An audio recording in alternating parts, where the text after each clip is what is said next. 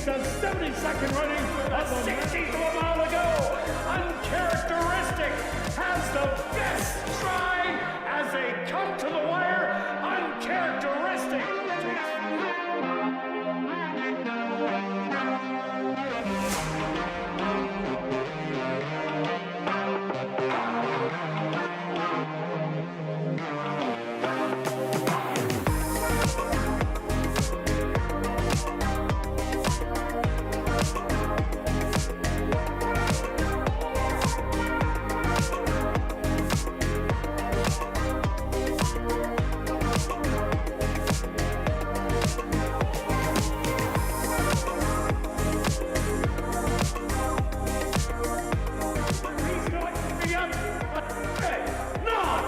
take the 74th running of the Manitoba Derby.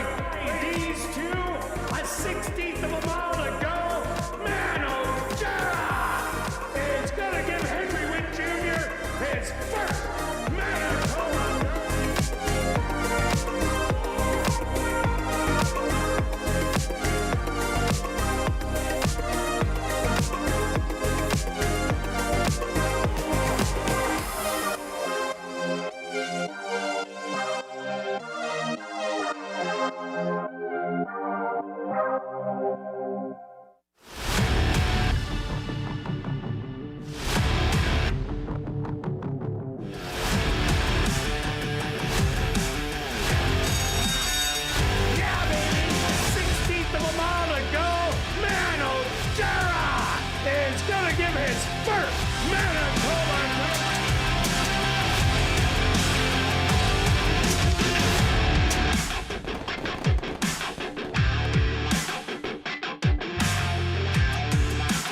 The Manitoba Jockey Club acknowledges that we are on Treaty 1 territory, and the land on which we gather is the traditional territory of the Anishinaabe, Cree, Anisininew, Dakota, Lakota, and Dene peoples, and the national homeland of the Red River Métis.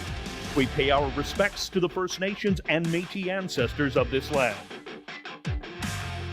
And welcome everybody to ASD Live, brought to you by Manitoba Liquor and Lotteries, Day 31 on the racing calendar. Quick look back at last week's racing action. Who was hot? Well, on the trainer side, trainer Lee Delaron, Michael Nault, Jared Brown, and Tom Gardapi Jr., all with 2 wins. And Lee Delaron still on top with 21. Michael Nault creeping closer with 15. Devin Gittins with 14. Jared Brown with 13. And Jerry Gorno still hanging in there with 15. On the jockey side, Praven Badri had a good week with 4 wins. He's on top, 4 wins now ahead of Antonio Whitehall, who also had a good week with 3 wins. He's at 28. Ronald Daly with a good week. He also had 3 wins, which put him in a tie with Demario Bino for 24 wins, and Ronaldo Cumberbatch with 21. Lots of stakes races last week. We had the 2-year-olds, Gee, I'm Foxy, winning the graduation. In the 3-year-old fillies, the Oaks, it was Midnight Lady getting up in the final strides. Bricklayer in the Manitoba Derby. The Escape Clause, Spittin' Kitten just hung on. And the Harvey Warner Manitoba Mile, Blazing Boa, made it 2 stakes in a row. Stretch, what did you see on the racetrack? What's left? You just recapped the whole week. Well, you know, you got your pace numbers. Yeah, I'll talk about that. You got all that fun yes, stuff. I appreciate that. But you called it, and I'll just add to it, as you gave out the winners, and you didn't really mention on how many close finishes there were throughout both days. It was unbelievable finishes. You had some great race calls, a couple that you wanted to call the winner. You knew the winner, but you didn't want to say the winner. You couldn't. You couldn't. You're right. There's especially the Spittin' Kitten race on how close that was. I thought the Derby and the Oaks, kind of the 2 feature, 2 stellar performances by the horses there. Both big moves and just kind of basically kind of took over there. So I like that. I thought it was a fun week. The track, interesting, was the slowest track this year, basically, on the variants. You had to add a bunch of, well, you actually are going to have to reduce the times to kind of compare to the other ones. I'll talk about that more as we go. I don't mind the slightly slower, deeper tracks because, as you mentioned last week, all the horses came back healthy. They're And ready. that's huge. It is huge. They'll be ready to run whenever the owners and trainers kind of choose them, whether they go back, come back here, or go elsewhere. So that's always just such a good and important thing. Also thought it was a fair track surface. You could go gate to wire, and as mentioned, like the Derby came from the back. Interesting, that race, after going through the numbers, it was an above par early pace, and so it did set up for the closer. You probably knew that, but that, just looking at the numbers, kind of confirms it. Exciting news this week. We're back to 3 days a week, Kirt. Yeah, baby. Yes. Can't wait for the show parlay on Wednesday. I was just about to mention that. Last part was mentioned. Now we're going to start seeing a bunch of invaders coming in. Makes it that much tougher, but that much more fun. The fields will be good size. It adds to the puzzle. So it's always fun trying to pick the winners, making some money, and then kind of brag that you're the better handicapper of the two. Oh, okay. But lately you are. I've been having a hard time cashing my tickets, closing them out, getting good winners. Yes, but you have been. Just not putting them together. What do you think? We kick things off? Let's go. Yeah. All right, here we go. We're going to kick things off with the $7,500 claimer for Manitoba, Saskatchewan, North and South Dakota bred maidens. They're going to go 6 furlongs. Scratch number 5, BB Bear stretch. What do you like in the first? Well, we've got the 3 is a big favorite. Yes, 8 of 10 lifetime in the money. The only 2 not in the money were stake races. And then you could say she doesn't want to win. I kind of disagree on this. She's just lost to better horses. She's lost by 3, by 5, and 4 lengths. So I don't think that's a second-itis horse. It's just lost to a couple of the other ones. I think this horse is going to finally just kind of stalk and take over and finally get that win. Yeah, I agree with you. Taking the drop in here from the main allowance level down to the 75. And that race 2 outs ago looked to be the winner. Got caught really late by Dawn of the Devil. Brings that same race. You are going to get 1 to 5 probably at post time. I do like number 1, No Barbed Wire, for second. Very lightly raced this year. Only 2 starts. First time out, tried to press the front end. That didn't work out too well, but the last race was a great one. Sitting back, making a late charge down the lane.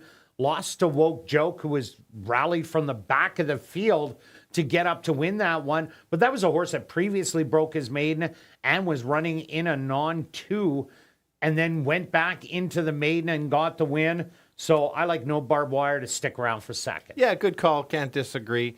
Absolutely. Just improving as we go, and certainly can get a higher placing if it improves. The 2 ended up my kind of second one I went with. I thought this horse is showing speed. 2 out of the 3 takes the blinkers off, which is interesting to see. And so we'll just see that maybe can come off the pace. It came off the pace last time.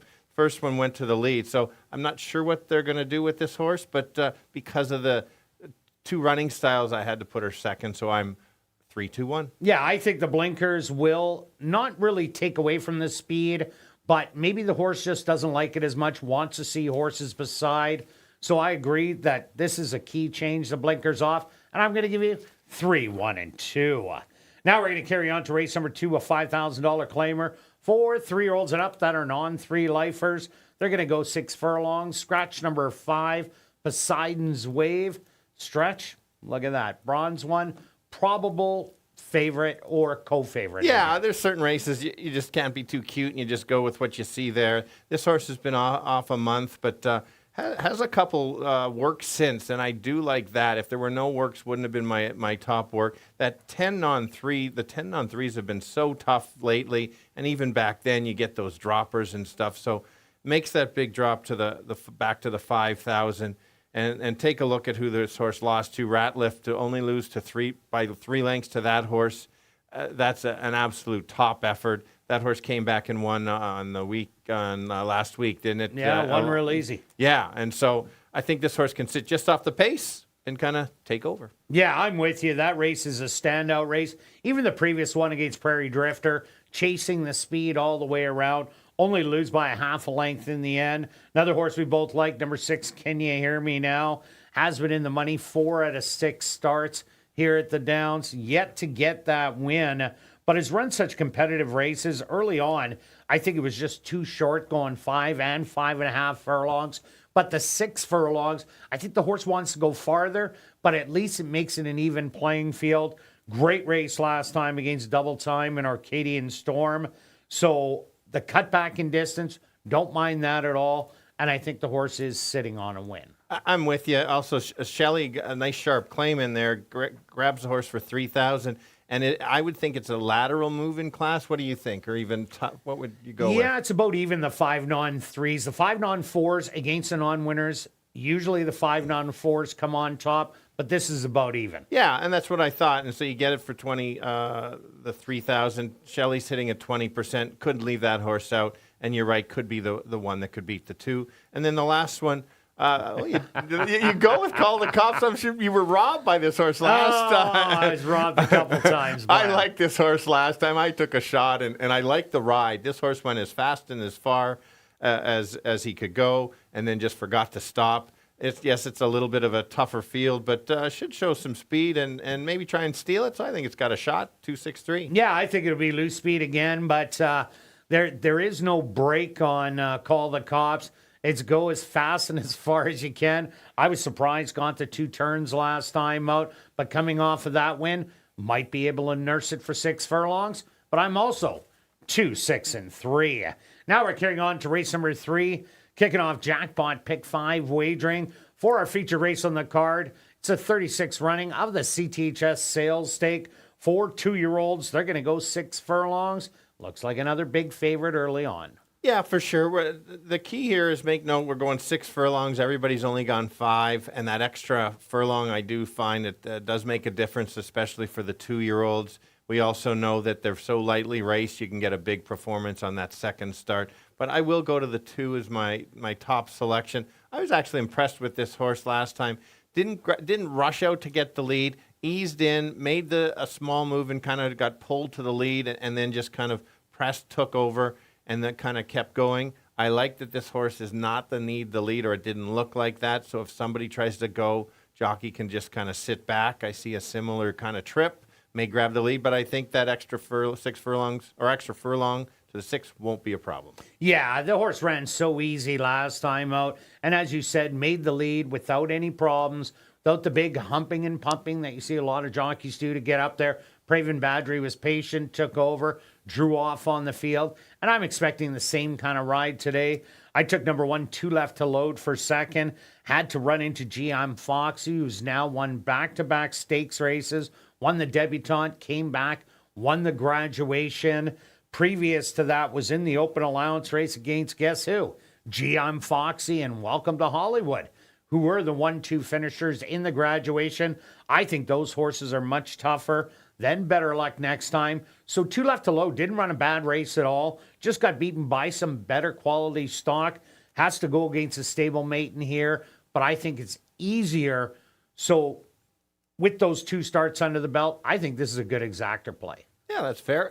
Let's go to the 4. Is the horse I went second. This horse battled early and then kind of chased the rest of the way. I thought the horse was handily for second. Gets a second start. I think this horse should also improve. If she improves a little bit more, he improves a little bit more, maybe a chance of an upset as the 2 is, this is where it's kind of a guessing game, who improves that much more or who may regress. So, well, kind of like Welcome to Hollywood against GM Foxy. Yeah. Welcome to Hollywood beat GM Foxy the first time, then GM Foxy came back the next 2 times and beat Welcome to Hollywood. Exactly. Yeah, so good point. And then the 3 is my last selection. This horse actually had some trouble the first time out and then closed with some horse late, and then last time showed some speed. It'll be interesting to see what they decide to go with today. I just, again, like when a horse can do both. Had to include it. Bigger improvement, maybe a higher playing, but I'm 2-4-3. And I'm 2-1-4. Now we're going to carry on to race number 4, kicking off $50,000 guaranteed pick 4 wagering with the $5,000 claimers for 3 and up. That are on 2 lifers. They're going to go 6 furlong stretch. Pile of early speed in this one. Absolutely. You called it. I'll go to the 1 as my top selection. I don't mind your 6 as your top selection there. I'm using that one too, but I will start with the 1 based on who this horse is. The company ran against 2 monsters the last couple times. Both were in the Manitoba Derby. McEwen actually ran 3rd. Yeah. Yeah, so there you Ran go. a huge race. This, again, a smart move by Leeson here. It gets the horses in for $62.50 because it's a Manitoba bred. I like that, a little higher claiming price. I think if this horse runs back to those races evenly, should be tough to beat. Why the drop? I think just because the allowance is a pretty tough spot, and sometimes you just want to find a win.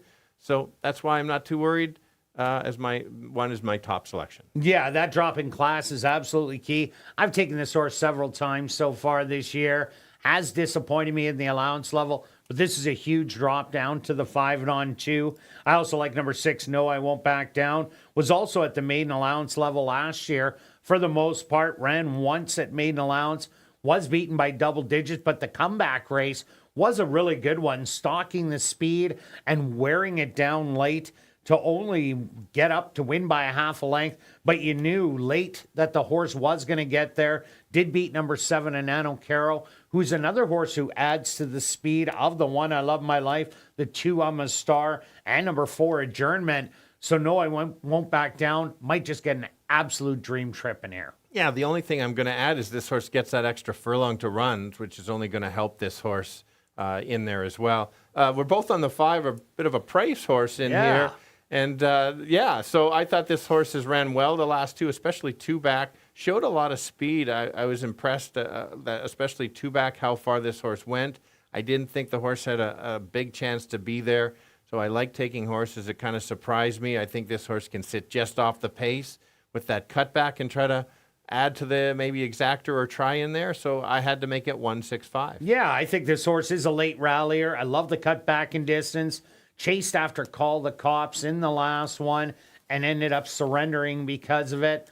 But I think is going to flourish coming off the pace in a speed-filled race. So I'm giving you 6, 1, and 5. Now we're going to carry on to race number 5, an allowance race. We're fillies and mares 3 and up that are non-2 lifers. They're going to go 7.5 furlongs. And I think this one is going to be a wild one. But I think the 5 is going to be the big favorite. I think we put it in the right spot. I absolutely. I thought the first 4 were very chalky, kind of straightforward, and then it really kicks in for the last half of the last 3 races of the pick 4 sequence. I really like the sequence just on how the race is set up. You went to the long shot. I went to a long shot. I have a feeling there's a match bet or some kind of bet. That sounds great to me. Coming up in that 5th race paddock show, so stay tuned. If some free money coming my way. Now let's go to the 7, swinging for the fences. I liked her last time to run 2nd or 3rd, didn't disappoint. And the key for me is I'll also take a look at her best races when she was on Lasix. So basically, if you look on the program or the form, there's 4 races with the Lasix, all pretty good races. The other ones, not too bad, but the two 7 furlong race, 7.5 furlong race, kind of flattened at the end. I'm thinking after watching this horse, how she closed so well last time, maybe she can carry it a little bit farther and certainly light up the board at, what's my morning line? 15 to 1. Go ahead. Yeah, the horse I like in here, Speed has been doing so well around 2 turns. As we've seen Anano Caro do it, Call the Cops do it, who couldn't get there going short, which is their forte. Charmingly Wet 2 outs ago, hit the front end. Went wire to wire, but last time out was in against Island High, Happy Hour. Tried to go to the front, was in a battle every step of the way, and they went pretty quick when they went 46-3. So I think Charmingly Wit just might get away on this field. And if the horse does, and it gets that breather like it had the first time out, this could be a great long shot. There is other speed in here, but not true speed that has to have the front end. Yeah, ran a nice race. I think the horse certainly can win. Now, am I saying that so I can get a bigger bet? Oh, that's possible. Okay. I don't mind your pick in all seriousness. It is a good pick, though. I thought the horse ran better than expected last time, showing that much speed. Yes, we're both on the 5. You've got to include this 5 in here. I think the horse does deserve to be the favorite. It's certainly not a key for either of us in here. I've seen your pick 4s. I have a bunch in here as well. Yeah. The horse should have some fast pace to run at. In just if the 3 doesn't clear, may be in the battle. So you can't leave this horse out. I don't know. The price is probably going to be a little bit too low. Again, the horse race sets up for I just couldn't make it my top pick. Yeah, I agree with you there. I went to number 2, Awfully Special, as my third pick. Ran great last time out, going the mile against Commando's Last Dance. So gets a cut back a half a furlong. I think that's absolutely huge. If someone goes after Charmingly Wit, maybe I Am Mila or Sabatis or Awareness Autism on the far outside, that means a real heated pace is going to happen. And Awfully Special is a great stalker, grabs an inside post position, could drop on the rail, get that easy trip all the way around, hit the head of the lane, and then just take off on him. And I think it'd be a good price, but the cutback is the key. Yeah, fair. And you had to use the 4. The horse hasn't run the races back at Prairie Meadows. If you look back at some nice races at Prairie Meadows, only 3 starts here. Gets that workout coming in. I do like that. Maybe they figured something out. This horse certainly can be there. A couple times ago was a little too far back. Again, if that pace backs up, got to leave it or put this horse in. 10-1, another horse. I think all 5 of the horses we up there have a pretty good shot to be there. But I'm 7-5-4. And I'm 3-5-2. Now we're going to carry on to race number 6, a $3,000 claimer. We're fillies and mares 3 and up that are non-winners of the year. They're going to go 7.5 furlongs. Scratch number 5, Streamer. Stretch, you're not taking the big dropper. Yeah, I'm another one of my claiming things that my picks aren't locked in here. Just heads up, Cindy's on graphics today. They're never locked in, Stretch. Come on. That's true. They never really are. Yes, non-winners of the year. I think it's a wide open race. The 3 does look best on paper, but as you always say, doubt. But paper doesn't win the races. I really shouldn't be taking this horse as my top pick. I think the race just sets up for. Should sit in about 4th or 5th, make that late close. But if somebody gets away, we have that 3rd second in a row. I like your top pick better. Could have almost been my top pick, but I will use the 3. I'm assuming you're probably using the 3. Oh, I definitely will be using it. For no sure. doubt about it. But since you've got the 9 on top, I'll put the 9 on top if the 9 wins. But go ahead. Okay, the 9, Philly Fatal. If you're looking for the speed, well, you found it right here. 2 outs ago was battling on the front end, was 5th, only beaten 4 to Chic Samurai, who has taken the drop. Last time out, ran against the boys in a really tough event, but hit the front end and had that lead so easy, but then ended up getting beat by 10 in the end. But Poderoso at Kiss has since come back to win. Rail Splitter, maybe sometime. Those horses will be coming back to win very soon. She goes back against the girls, hits the bottom. I think this is the perfect spot for Demario Bino to go to the front and play hide and seek. Yeah, I'm with you. Maybe I put the horse in second just because of the outside post. It's horse 9, but post 8. We'll see that. You just know the horse has to go. So if somebody, but 7.5, you at least fair. Get a little more run to the turn than 7 furlongs. Because 7 furlongs, 7.5, big difference on the outside. So true, so true. Let's go back to this one. This last race wasn't her best race at all, but I think this horse is going to get that rail trip. And I think if Wits 10 tries to show speed or a few others, maybe this horse just gets that dream trip. It is the non-winners of the year, and these are the type that kind of win flat for a couple efforts and then wake up. That's why you got to tread carefully on the 3 horse with that many seconds in a row. But I've got 3-9-1, but it's wide open. Yeah, I did throw in number 6 with Stenny 10. Dropping in, was at 75, dropped down to 4,000, showed speed in there, and then now goes in for the 3,000 non-winners of the year. Has run the distance twice at 7.5. One of them was a win. This horse was always a solid, about 75, $10,000 claimer. But I just haven't seen a lot of life this year in the horse. That's why I put it in third. But on the drop, could be a top play for a lot of people. But I'm going to give you 9, 3, and 6. Now we're carrying on to race number 7, a $4,000 claimer for 3-year-olds and up that are non-winners of the year or non-4 lifers. Going 5.5 furlong stretch. What a great race it is. That's exactly what I've got written. We got the same horses, but still a great race. I'm with you. I think it's down to those 3, but I'll go to the 4. I thought the rat. I was waiting for the rat to come back. Okay. Is that like a Dr. Seuss Yeah, book? it kind of sounds like cat came back or something. Anyway, it's the rat to come back. Interesting on the footnotes, where the footnotes, if you look on the side, if you're looking at it, it doesn't actually say that this horse had trouble. I recommend that you watch the replay of this. There was some trouble here. It was along the rail and checked him a little bit, then took him to the outside. I was impressed how this horse closed late. I thought it without the trouble might have won the race. You look at 2 back, it was an evening workout. The horse just crushed. Yes, it was easier, but the figures were just so there. Less trouble in here. Certainly can be right there. Only the 3rd start this year, so got looking for the 2nd win. Yeah, they only went 5 furlongs last time out. I ended up going to number 9, Exchequer, who was in the photo with Lab Rat and also made a tremendous move on the outside. If that race was any longer, they would have caught Cajun Birdie because they were absolutely smoking down the lane. I went back and forth between Lab Rat and Exchequer, and I ended up going to Exchequer only because those races for 5,500 were so good as Lab Rat came in late and then went from the 3,000 non-winners up. Exchequer did the other thing, went on down, ran absolutely huge. I think they're interchangeable, but whatever one you get the better price on, maybe that's the one to chase. It's never a bad angle to go with. I agree with all your points. Good point. And your place bet. Of course. It was. I could have put the 9 for second, kind of with you, but no. This 3 horse just has that second-itis.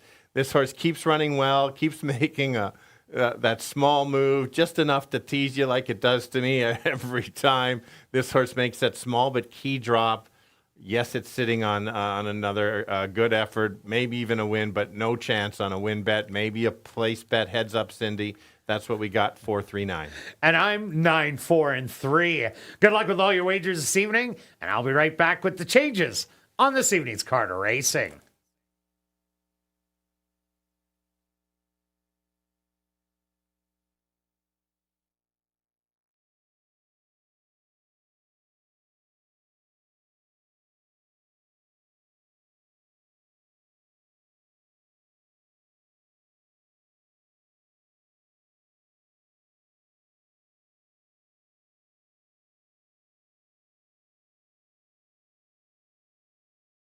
And if everybody can get their pens and programs ready, here are the changes on this evening's 7-race Carter Racing.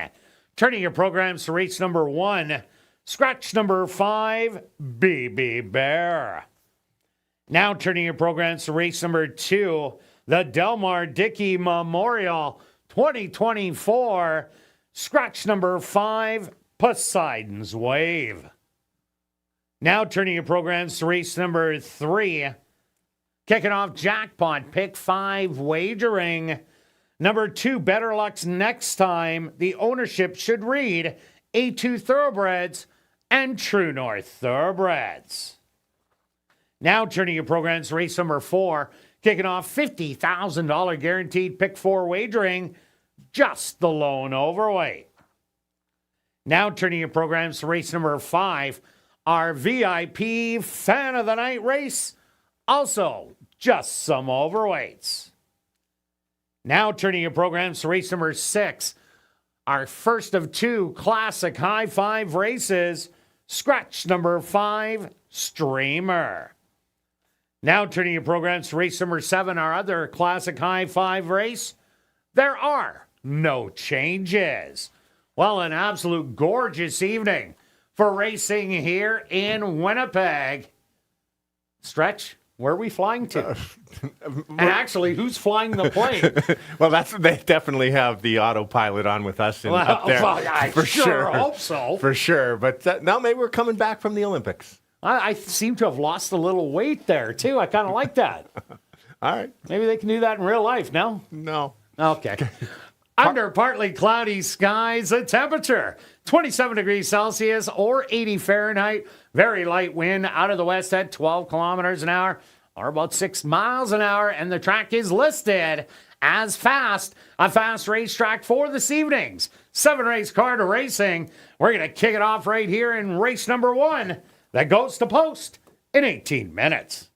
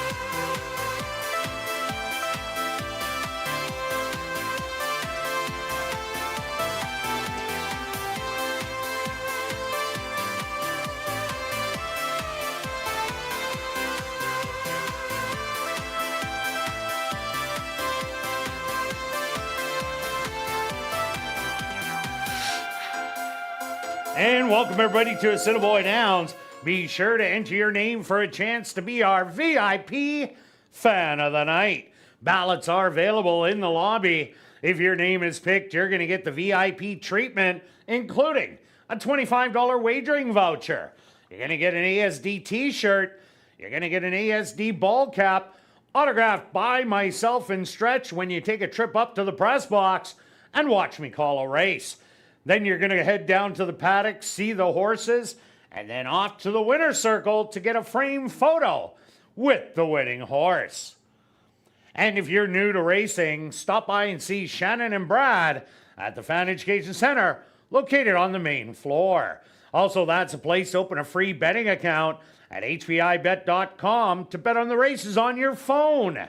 And what's more, if you open a new account and bet 100, you're gonna get 100. Have a great evening of racing.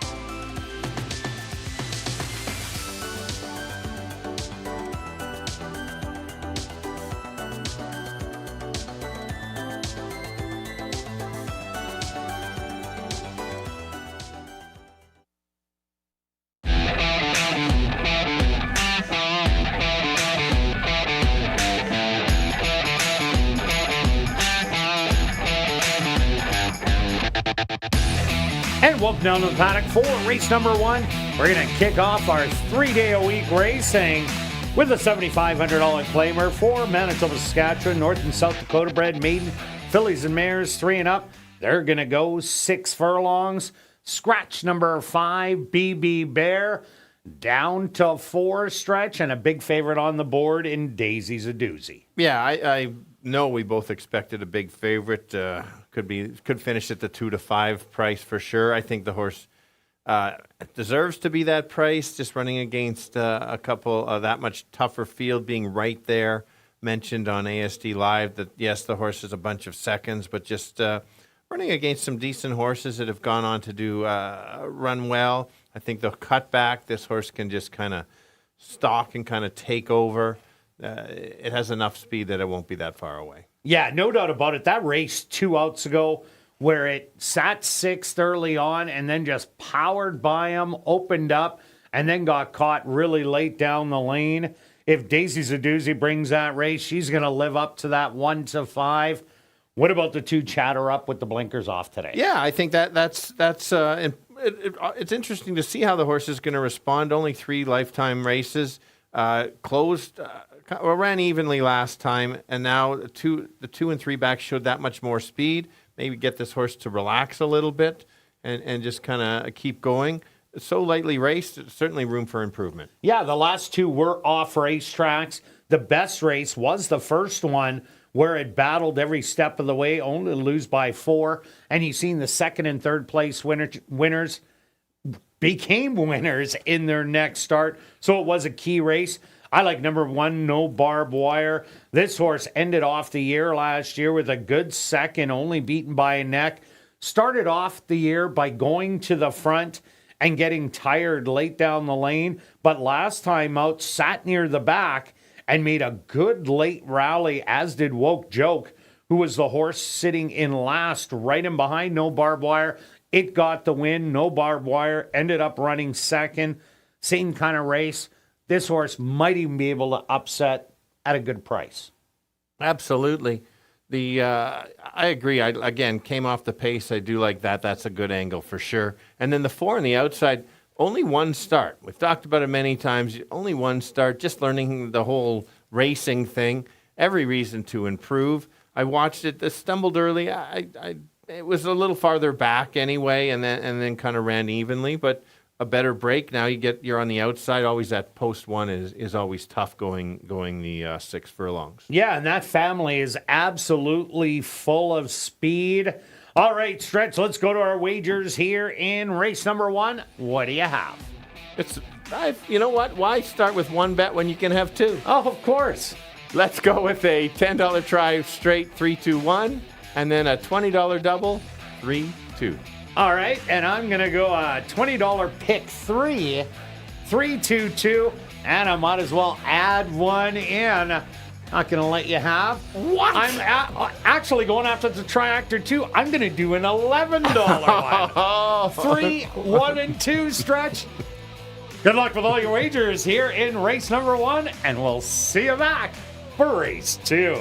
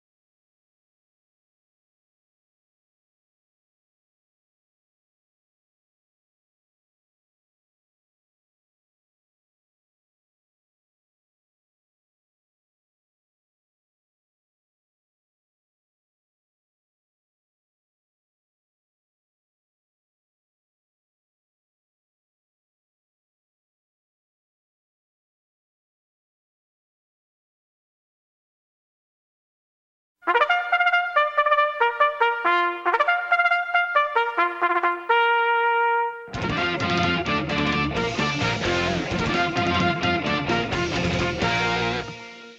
horses are on the track for race number 1. They're going to go 6 furlongs for $10,000. Number 1 is No Barbed Wire, owned and trained by Marion Johnston. Siobhan Bell in the saddle. Number 2 is Chatter Up, owned by Terry and Trent Newber, trained by Mike Taphorn with Neville Stevenson.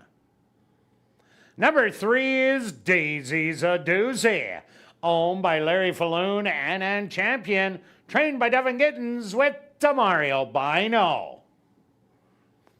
Number 4 is Skull Line, owned by Darren J. Nieswag, trained by Lise Pruitt with Chavi and Chow.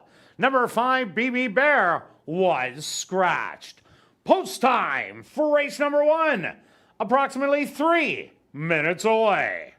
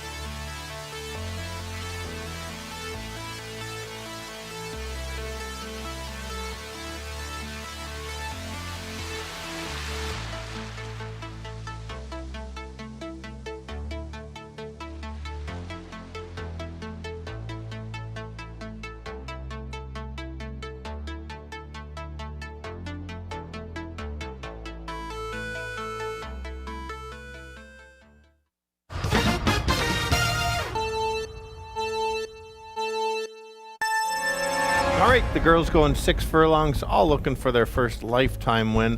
The 3 is an absolute big favorite. She deserves to be just running against a little bit better. This drop-in class should put her over right to the winner's circle. She should stalk and try to take over late. Who can maybe upset or at least be in the try? Let's take a look at the 2. Has shown speed a couple starts and faded. Last time kind of ran evenly. Has an equipment change that should help. So maybe that could be the horse that could be there. And then don't forget the 1 has had some chances like that last race closing late. So let's go 3, 2, 1.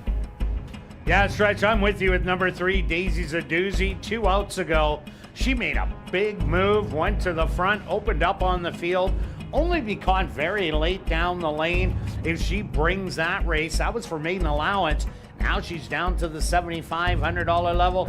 She's definitely the one to beat. I also like the 1 in here, No Barbed Wire. Very lightly raced, went to the front first time, but ran so much better rallying from off the pace.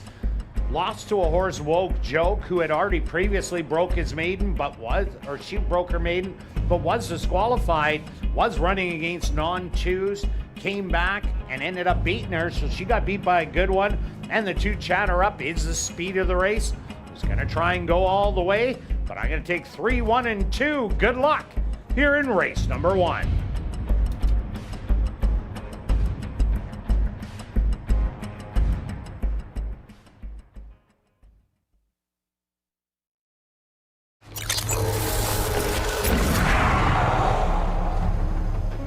It's now 2 minutes to post time at ASD.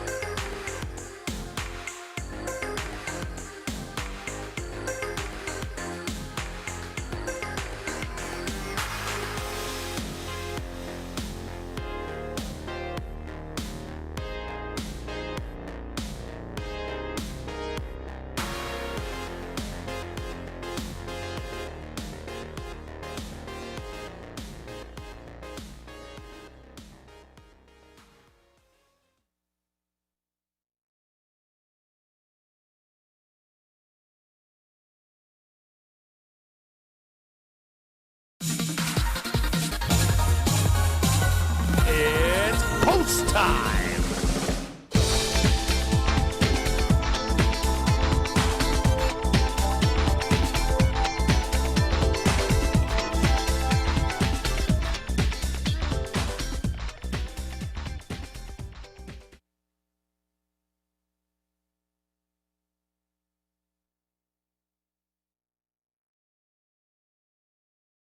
No barbed wire will be the first into the starting gate.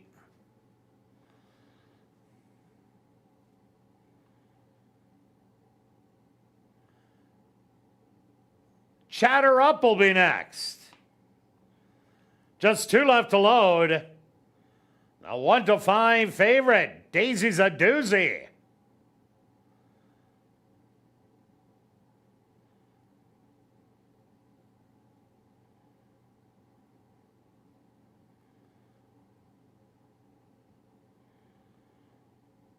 She'll get a little extra help from the gate crew.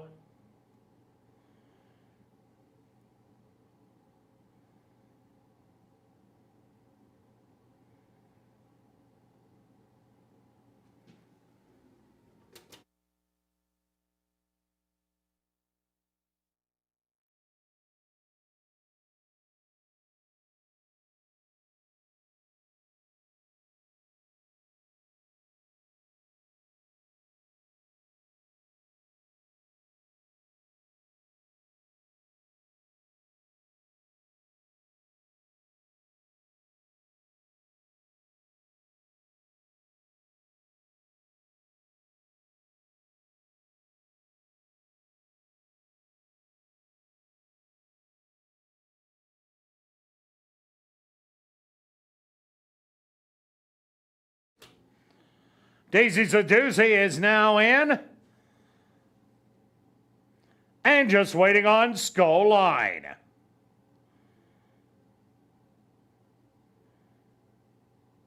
They're all set. They're at the post.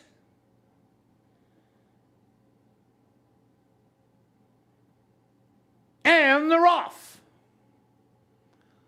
From the inside, Chatter Up shows all the early speed and is going to clear by a length. Daisy's a Doozy, snugly restrained in second, being pulled to the front. No barbed wire is third.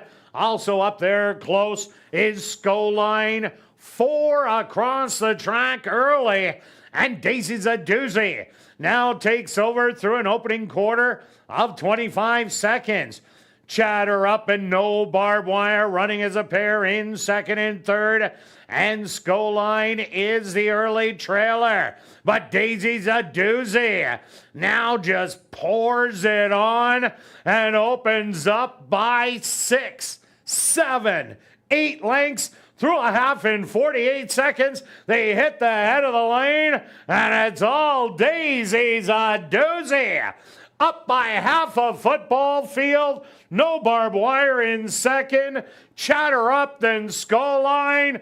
It's all Daisy's a Doozy. She's going to win by 9. No Barbed Wire in second, third's going to go to Chatter Up, and fourth to Skull Line.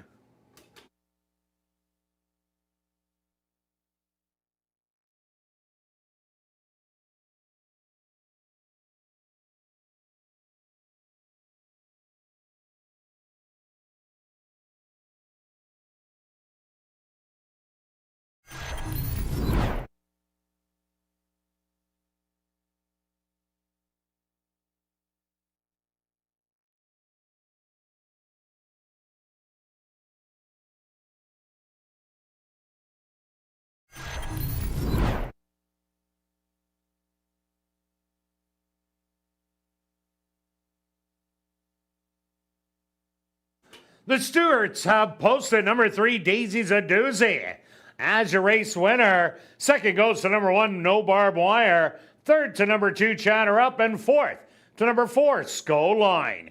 They went the opening quarter 25 seconds. The half 48 seconds. 5 furlongs, 1 minute and 2/5. Time for the 6 furlongs. 1:14 and 3.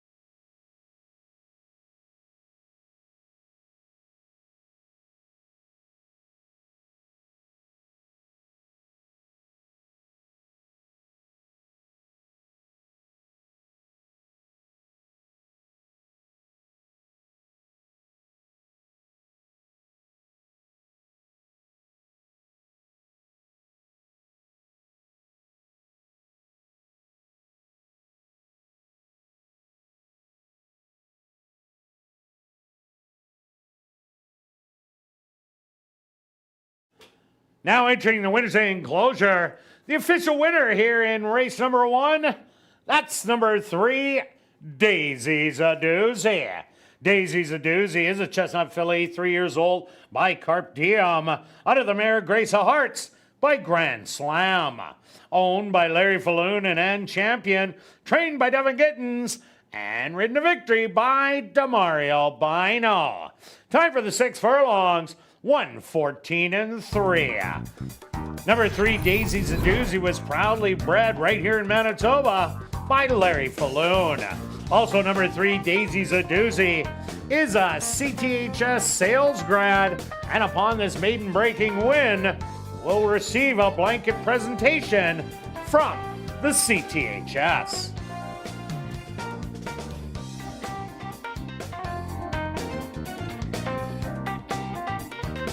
Race 1 is official in the upcoming second race. The Delmar Dickey Memorial 2024. Scratch number 5, Poseidon's Wave. The Delmar Dickey Memorial. Here in race number 2, we'll kick off rolling daily doubles and another pick 3.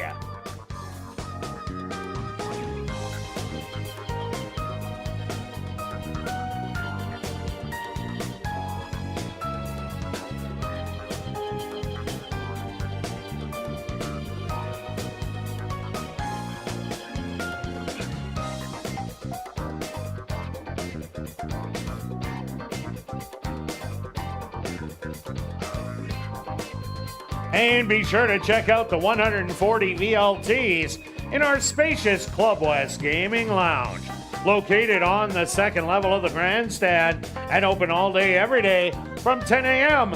to 1 a.m. And tonight and every race night, we will be drawing for $500 cash at 11:30 p.m. in the VLT Lounge during Crazy Hour.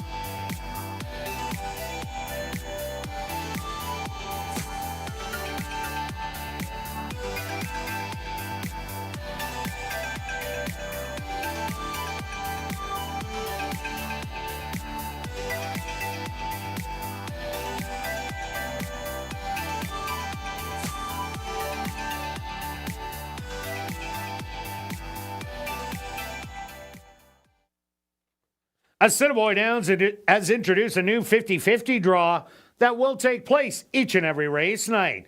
The jackpot is currently at $810 and growing. Tickets are 1 for 10, 10 for 20, 50 for 50, or 200 for $100. Tickets can be purchased at guest services, the VLT cashier's cage, the 50-50 ticket seller who is walking the facility, or you can just go to 5050.asdowns.com. The draw will take place at 10 p.m. tonight, and proceeds will benefit Final Furlong and the Winners Foundation. And please note that you do not have to be in attendance to claim your prize. Just check our website at asdowns.com for the winning number.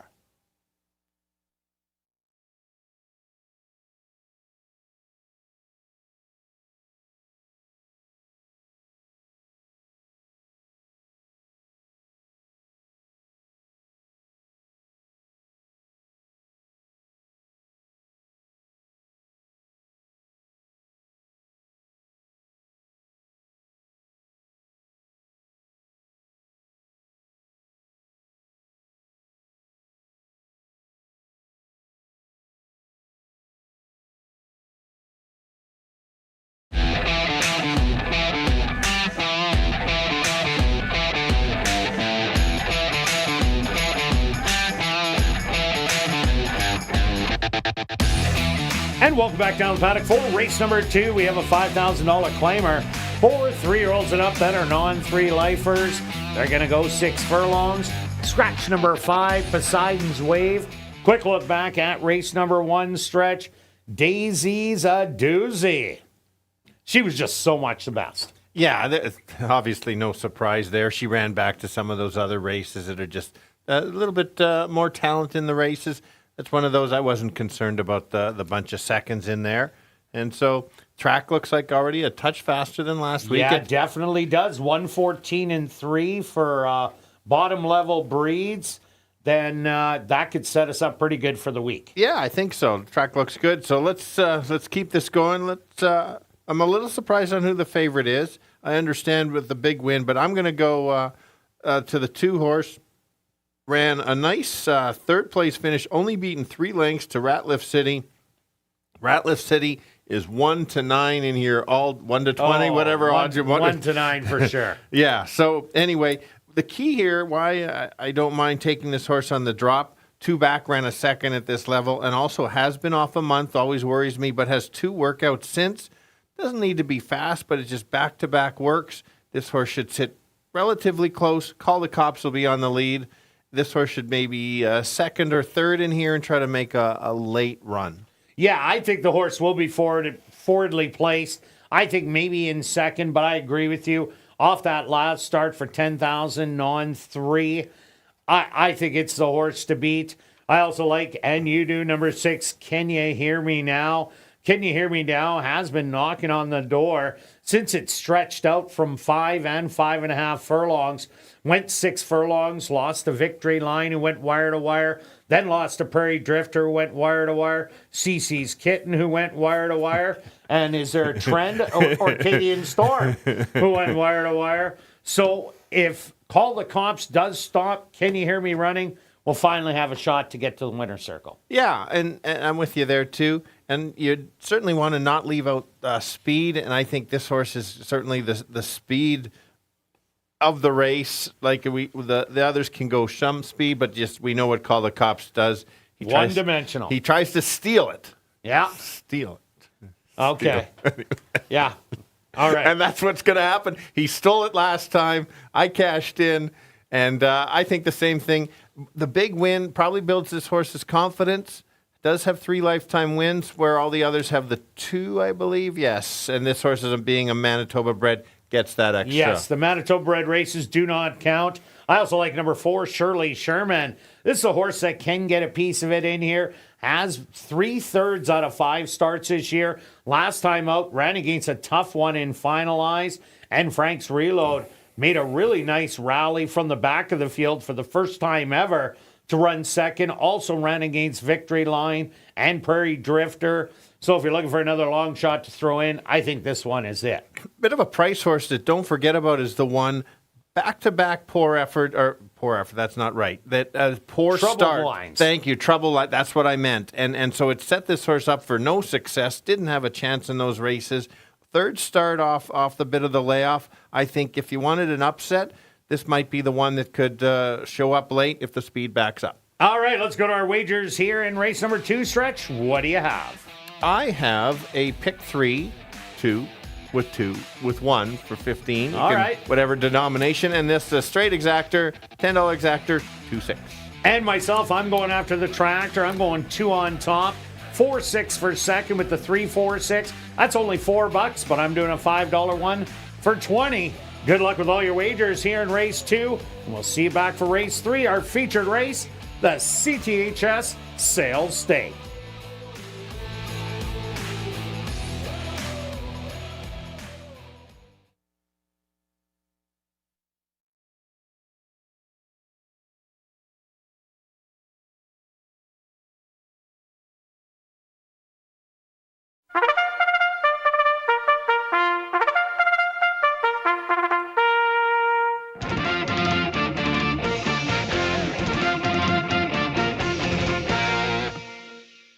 The horses are on the track for race number 2, the Delmar Dickey Memorial 2024.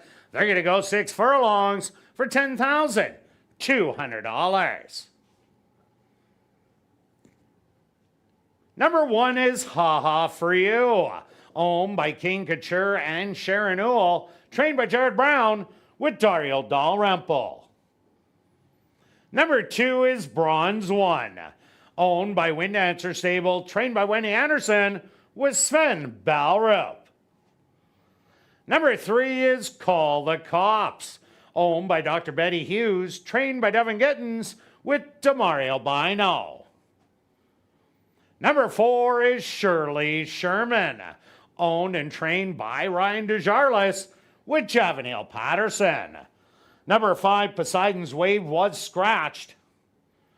Number 6 is Can You Hear Me Now, owned by Cheap Laughs Racing, trained by Shelley Brown with Ronaldo Cumberbatch. The Delmar Dickey Memorial 2024. Here in race number 2, they'll go to post in approximately 4 minutes.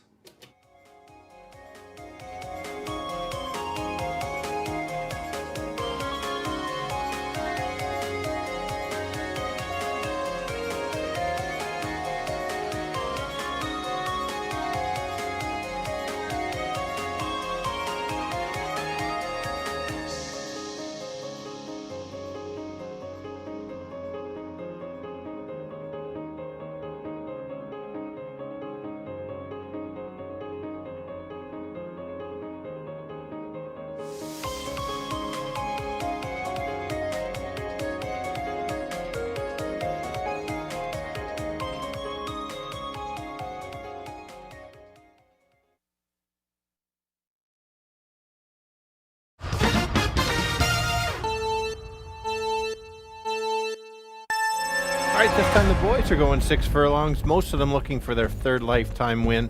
Take a look at the 2, co-favorite right now. This horse drops in class from racing against a tougher field.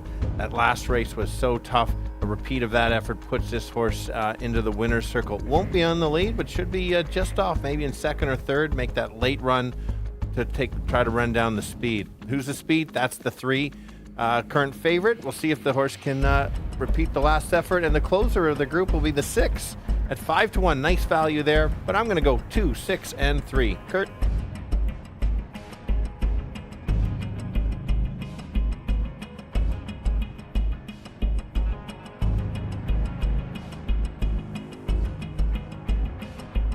The horse has had some time off, but I do like the 2 in here. 2 workouts coming in, comes off of 2 tough races. The last one being for a higher level, and I think it's the one to beat. Can You Hear Me Now? The 6 horse will be a rallier in here. The race is 6 furlongs, so that is the key. The horse is better the farther they go, and Call the Cops is the horse that's going to try and steal it. I'm with you, Stretch. 2, 6, and 3. Good luck here in race number 2.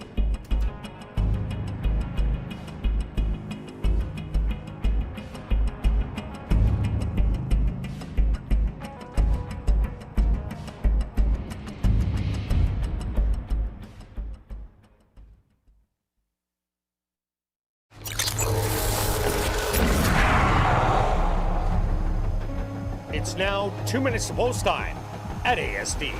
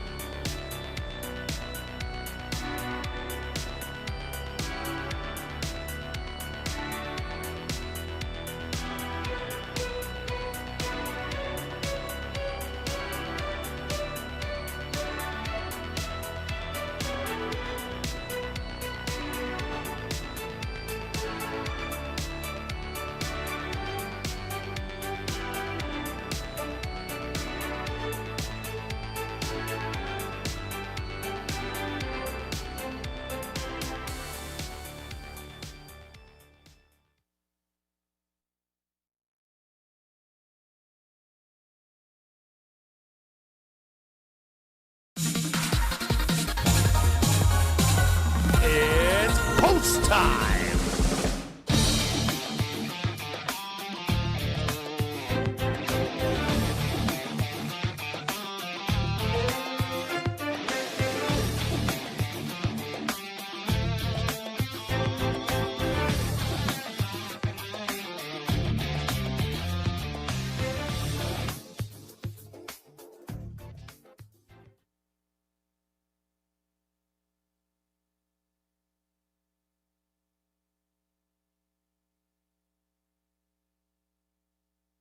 Bronze one, the current 3-2 favorite.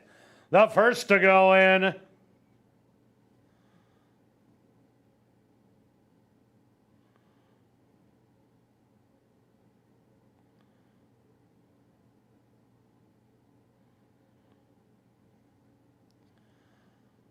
Front gates are going to be open for bronze one.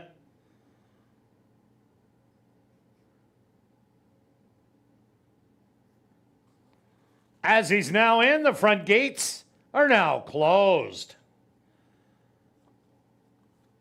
Next up, Ha Ha for You.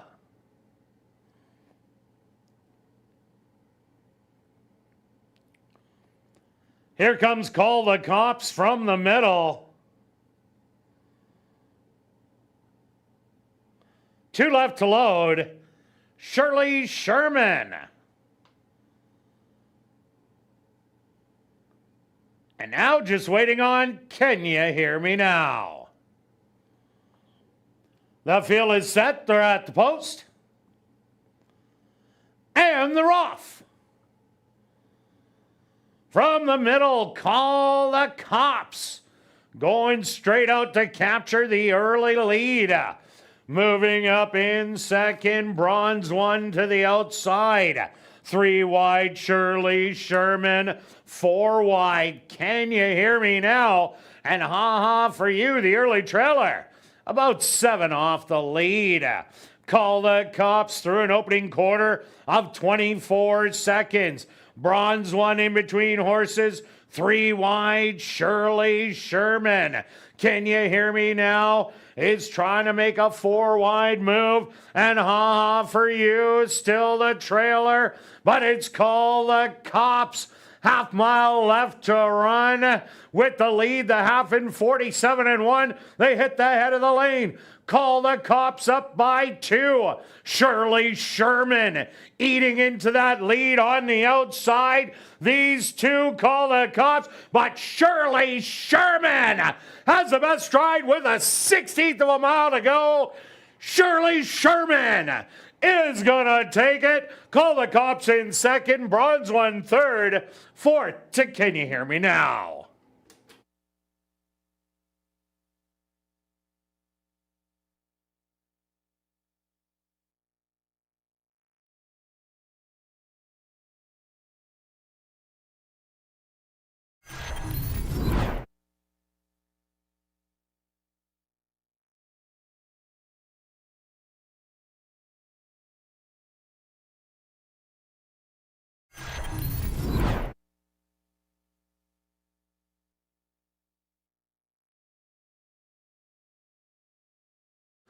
The Stewart's opposed to number 4, Shirley Sherman. As your race winner, second goes to number 3, Call the Cops. Third to number 2, Bronze one, and fourth to number 6, Can You Hear Me Now? They went the opening quarter 24 seconds, the half 47-1. 5 furlongs, 1 minute and 3/5. Time for the 6 furlongs, 1:14-2.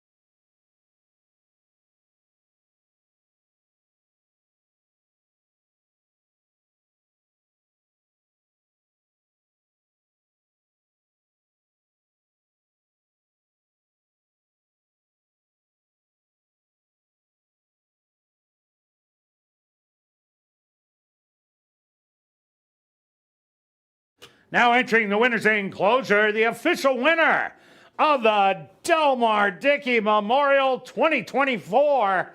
That's number 4, Shirley Sherman. Shirley Sherman is a bay gelding, 5 years old, by a shin forward, out of the mare Star Empress by Bernstein. Owned and trained by Ryan Desjarlais and ridden to victory by Javaniel Patterson. Time for the 6 furlongs, 1:14-2.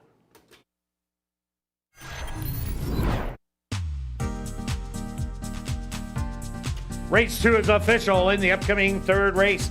Kicking off jackpot pick 5 wagering with a carryover of just over $10,700. Number 2, Better Luck Next Time. The ownership should read A2 Thoroughbreds and True North Thoroughbreds. We will carry on with the rest of the changes in this evening's pick 5. No changes in race 4 or 5. Turning your programs to race number 6, scratch number 5, Streamer. Also no changes in race number 7. The 36th running of the CTHS Sales Stakes. Here in race number 3, they'll go to post in 13 minutes.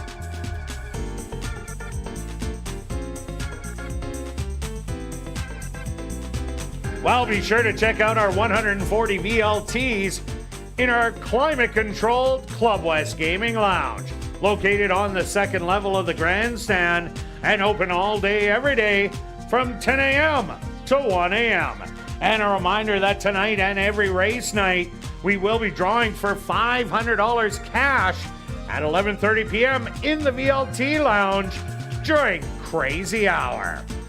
Also a reminder that free family fun activities will be featured every Monday in August as well as Monday, September the 2nd. Free activities include bouncy castles, face painting, and live entertainment. The fun all starts at 6:30.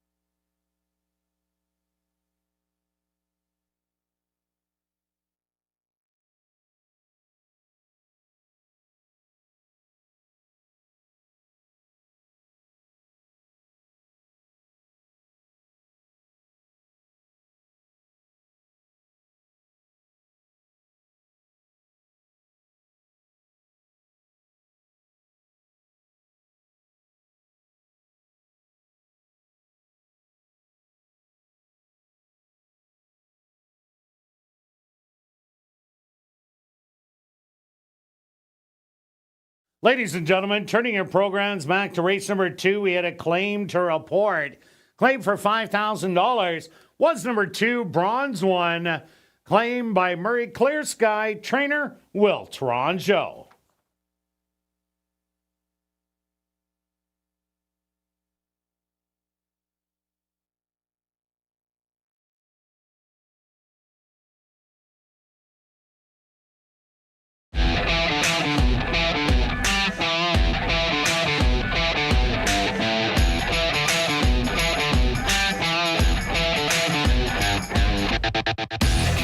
And welcome back down the paddock for race number 3, our featured race on the card, the 36th running of the CTHS Sales Stake for 2-year-olds. They're going to go 6 furlongs. Quick look back at race number 2. Well stretched, Shirley Sherman pressed on the outside and coming down the lane, had all the late run to be the first upsetter on the day. Yeah, no kidding. Big price of $26. You kind of touched that you didn't mind that horse for the right I didn't mind it at all. It's a bit of an overlay for sure. Just, Call the Cops came up a little bit short, and Bronze One just maybe needed that start after that long layoff, even with those works. So I like how the track is playing, so let's keep it going. First leg of the pick 5. This is a good time when sometimes you can get it because there's not as much money bet into it. And so you get that one or two price horses in here, and it can pay. I'm just going to start with the favorite because based on what I saw last time on the 2, that this he looked good. It just kind of moved up, pressed a little bit, then took over and just kind of opened up on the field and kept going. Now they're going 6 furlongs. It could be even more. Well, yeah, all these horses were yearlings. And the only reason I'm saying that, we have the yearling sale coming up next Thursday on the Red River X grounds at 2:30 p.m. So all of these ones came through the sale. And if you look at the last race, Call the Cops came through the sale, ran a good second, and Daisy's a Doozy also came through the yearling sale. So there's a lot of money in these Manitoba breds. I do like better luck next time also, but I also like 2 Left to Load. The stablemate, 2 Left to Load, has tested Gee, I'm Foxy twice now. Gee, I'm Foxy won back-to-back races in the debutante, then won the graduation. Welcome to Hollywood, ran second. So those are open horses now going against Manitoba breds, even though the Manitoba breds have fared really well in the 2-year-old races in about the last 4 years. But I like this one with the extra added distance to 6 furlongs. Agree, and I'm glad you mentioned that because we've seen so many good Manitoba breds recently running so well. I went to the outside horse. This horse had that first start, was on the outside, pressed early, and then just chased. I like that first start. Just sets this horse up for probably improvement after not an easy trip, being out there wide and kind of chasing. Was handily for second. If this horse improves a little bit more than the 4, it could be that much closer at the wire. Yeah, no doubt about it. What about Mr. Splash? We both liked this horse last time. Yeah, this horse had trouble first start out and then finished with a lot of run. Last time showed speed and then faded a bit, but these are the type of horses I like after they can handle 2 different races. I think the jockey can kind of just decide. Nobody's going, I'll go. Or if 3 of them are going, how often have we seen we get 3 across? In the compact fields. Yeah, and then the one horse is sitting at the back just waiting, and I'm hoping, I hope I got money on that one to win. Kind of like it, Daisy's a Doozy in the first race today. And that was Devin Gittins and DeMario Bino winning that race. All right, Stretch, pick 5 time. What do you have? Yeah, just a small ticket. I'd like to get the pool, but the ticket I'm playing will not get me the pool. So just a $12 ticket, 2 with the 1, with 2, 4, 5, 7, with 1, 3, 6, 7, 9, 3, 4, 9 in the last. I do have some price horses in there, so it certainly can pay quite well. And of course, I had a 12, I had a 20 in my hand, $8 left. Why not an $8 straight try? 2, 4, 3. Yeah, why not? And myself, I'm doing the pick 5. I'm also keying the 2. Then I'm taking 1, 4, and 6. Then loading up 2, 3, 4, 5, 6, 7. Then 3, 6, 9. Rounded out with 4, 9 for $21.60. But I have about $9 left over. Well, I might as well add something. Wow. How about a $9 triactor, 2, 1, and 4? Wow. Does that look familiar, Stretch? It kind of looks familiar. Yep. Yeah, well, the last one I cashed. Let's try did. for 2 in a row. All right. Good luck with all your wagers here in race 3. We'll see you back for race 4. Kick it off, $50,000 guaranteed. Pick 4 wagering.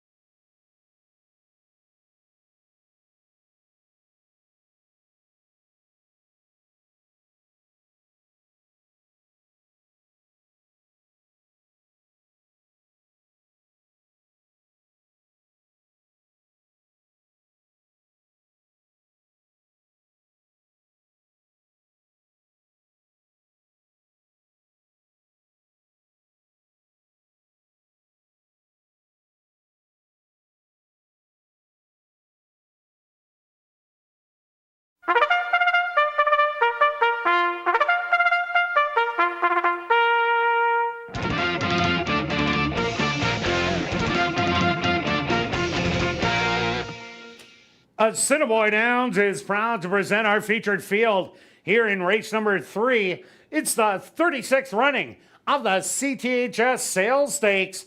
They're going to go 6 furlongs for $40,000. Number 1 is Two Left to Load, owned by A2 Thoroughbreds and True North Thoroughbreds, trained by Michael Nault with Ronaldo Cumberbatch. Number 2 is Better Luck Next Time, owned by A2 Thoroughbreds and True North Thoroughbreds, trained by Michael Nault with Praven Badri. Number 3 is Mr. Splash, owned by Larry Falloon and Champion, trained by Devin Gittins with Demario Bino. Rounding out the field is number 4, He Knows We Know, owned by Railside Stable and John Gannis, trained by Jared Brown with Ronald Alley. Following the running of the CTHS Sales Stakes, Assiniboia Downs is very pleased to have on hand Grant Watson, a director from the CTHS Manitoba division, to make a presentation to the Winning Connections. Post time for the 36th running of the CTHS Sales Stakes. They'll go to post in approximately 3 minutes.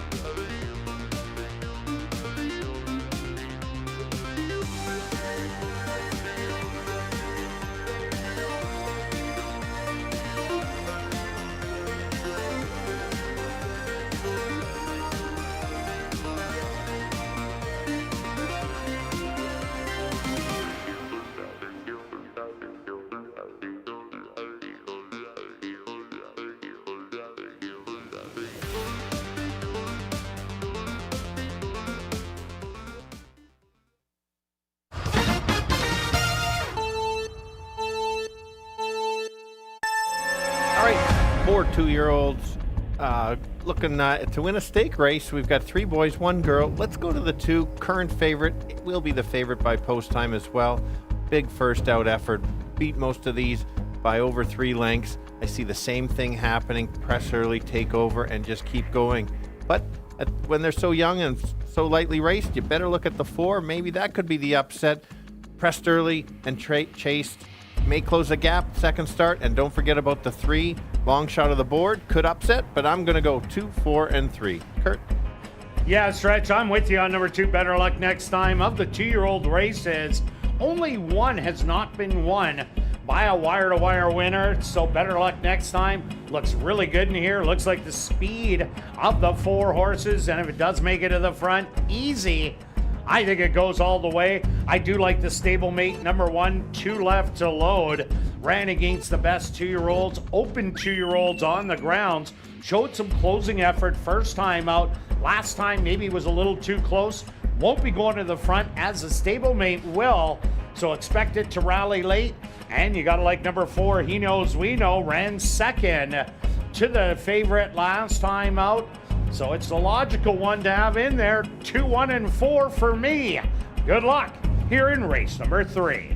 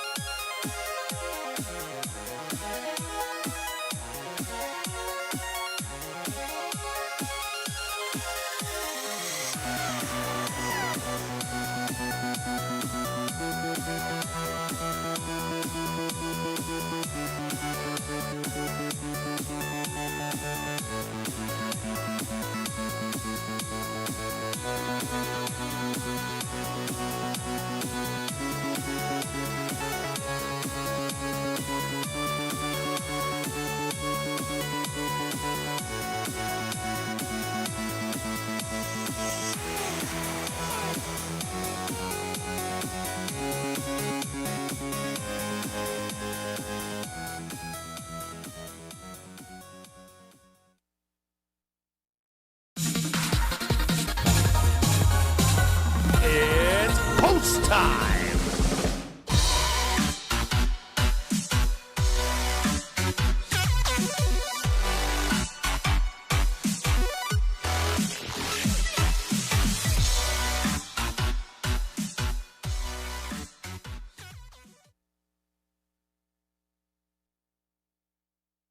2 Left to Load leads the 2-year-olds into the starting gate. Better Luck Next Time. The current 3-5 favorite walks right in. Just 2 left to go. Mr. Splash's turn. And just now waiting on He Knows We Know from the outside.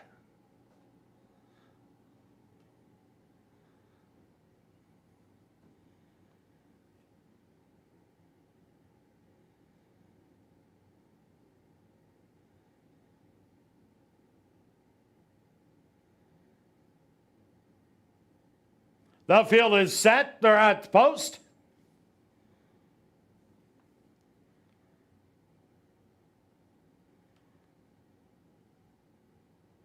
And they're off in the 36th running of the CTHS Sales Stake. Better luck next time. Quickly. We'll grab the early lead by a length. 2 left to load. Flanking on the outside, only 3/4 of a length behind.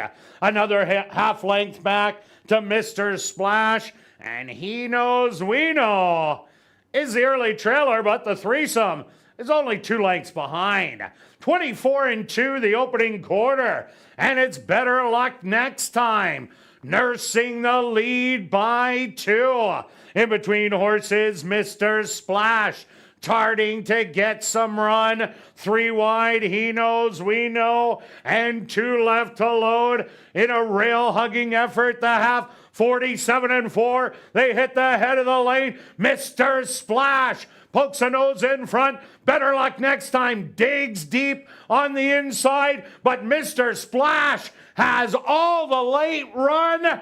Mr. Splash at the 16th pole is going to take the 36th running of the CTHS Sales Stakes. Second to Better Luck Next Time. Third to He Knows We Know. And fourth, 2 left to load.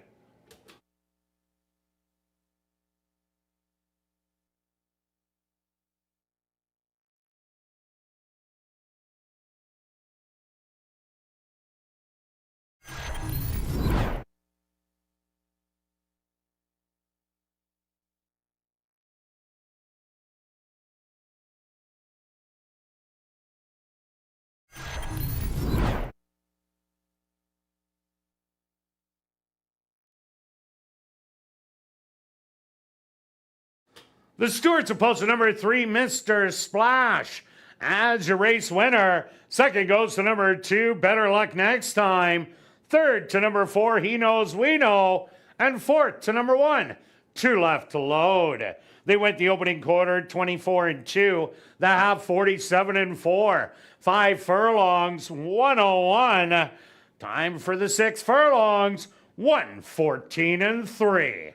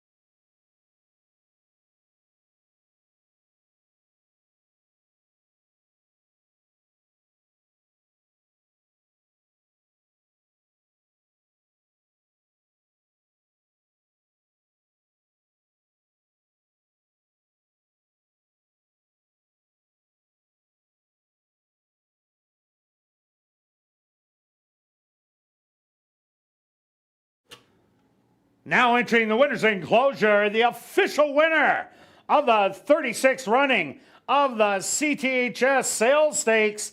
That's number 3, Mr. Splash. Mr. Splash is a big gelding, 2 years old, by Nonios. Out of the mare Dreaming of Sasha by Wheaton. Owned by Larry Falloon and Ann Champion. Trained by Devin Gittins. And ridden to victory by Demario Bino. Time for the 6 furlongs, 114-3. Number 3, Mr. Splash, was proudly bred right here in Manitoba by Larry Falloon. Assiniboia Downs is also pleased to have on hand Grant Watson, the Manitoba director of the CTHS, to make a presentation to the winning connections. Also, as a part of this maiden-breaking win, number 3, Mr. Splash, did receive a blanket presentation from the CTHS.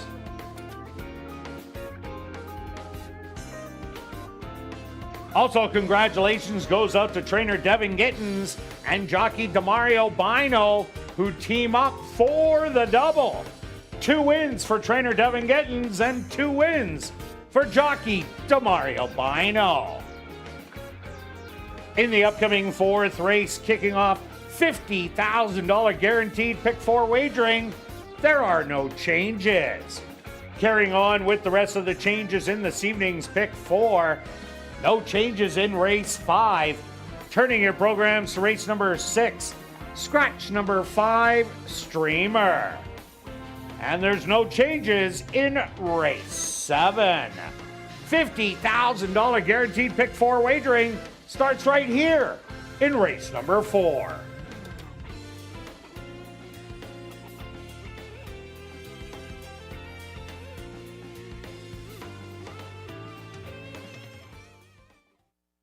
And ladies and gentlemen, we've drawn our VIP Fan of the Night. Congratulations goes out to Barry Dearman. That's Barry Dearman. Congratulations. You're our VIP Fan of the Night. Please report to guest services on the main floor, South End. Also, just a reminder to get your 50-50 tickets. The jackpot is currently at $1,390 and growing. Tickets are 1 for 10, 10 for 20, 50 for 50, or 200 for $100. You can get your tickets at guest services, the VLT cashier's cage, the 50-50 ticket seller who is walking the facility, or just go to 5050.asdowns.com. Ticket sales will close at 9:50 p.m. The draw will take place at 10 p.m. Tonight, the proceeds will benefit Final Furlong and the Winners Foundation. And please take note that you do not have to be in attendance to claim your prize. Just check our website at asdowns.com for the winning number.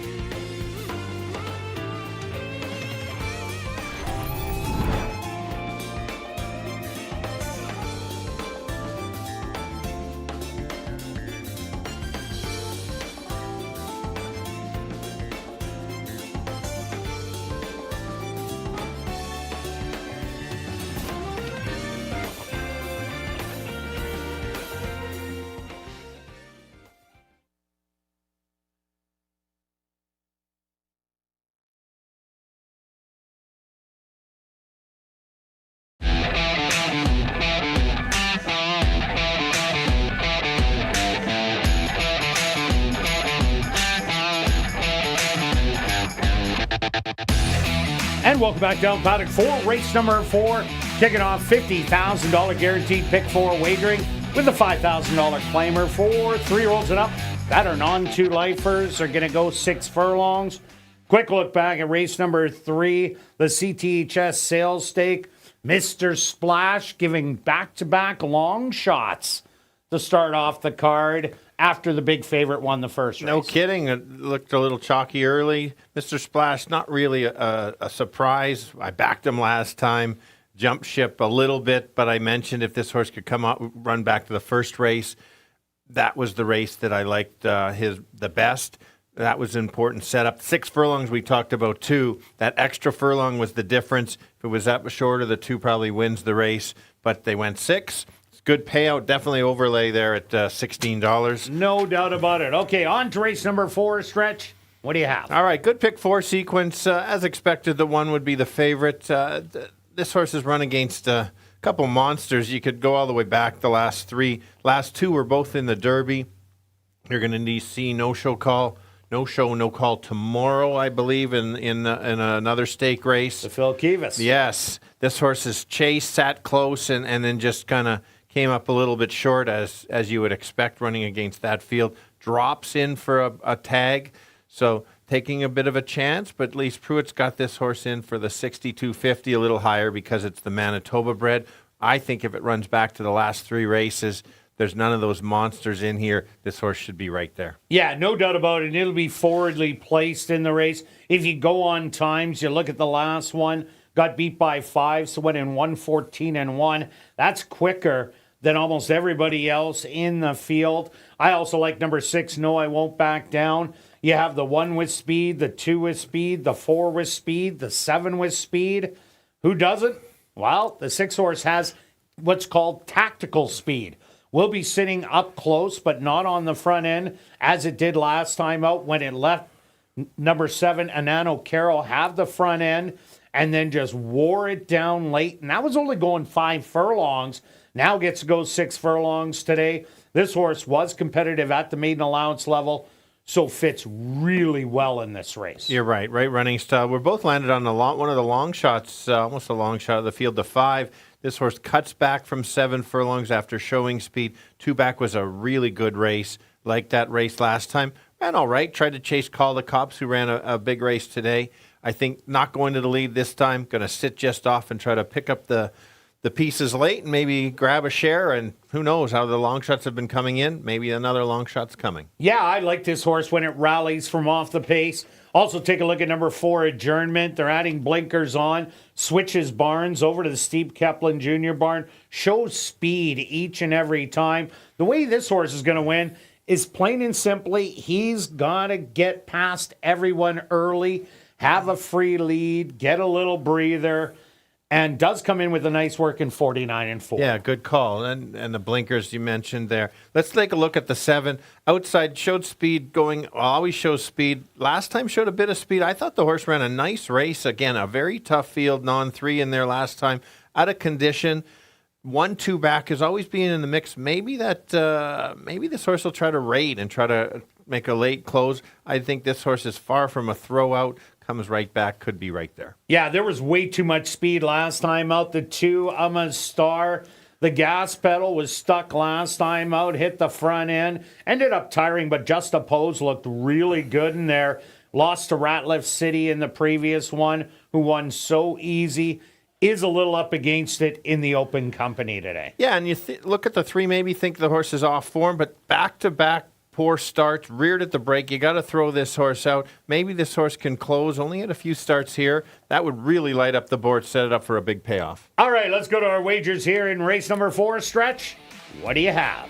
All right, the pick 4s have been working out all right for me lately. I got 2 of them. Why have 1 when you can have 2? Key in the 1 in here with 2, 4, 5, 7, with a bunch in there, 1, 3, 6, 7, 9, 3, 4, and 9.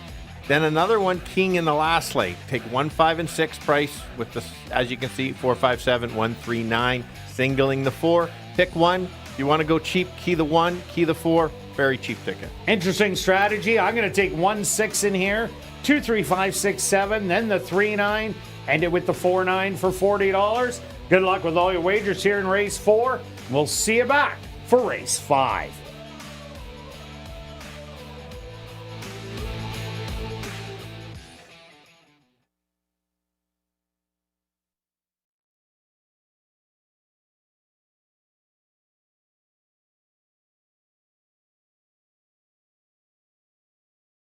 The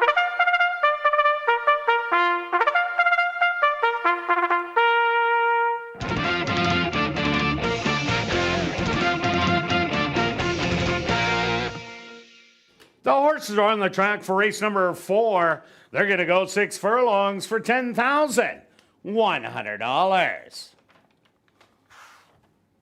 Number 1 is I Love My Life, owned by Arneson Farms, trained by Lise Pruitt with Praven Badry. Number 2 is Emma's Star, owned by Christy DeJarlis, trained by Ryan DeJarlis with Chavi and Chow. Number 3 is Setabello, owned by Barbara Taylor, trained by Carl Anderson with Dane Dawkins. Number 4 is Adjournment, owned by Arneson Farms, trained by Steve Keplin Jr. with Sven Balrup. Number 5 is Mosey's on Main, owned by 2 Points Ranch, trained by Tiffany Husbands with Arthur Badu. Number 6 is No I Won't Back Down, owned by Ross Racing Stables, trained by Courtney Ross with Antonio Whitehall. Rounding out the field is number 7, Enano Caro, owned by Bill and Reed Mooney, trained by Bill Mooney with Dario Dalrymple. $50,000 guaranteed pick 4 wagering starts right here in race number 4.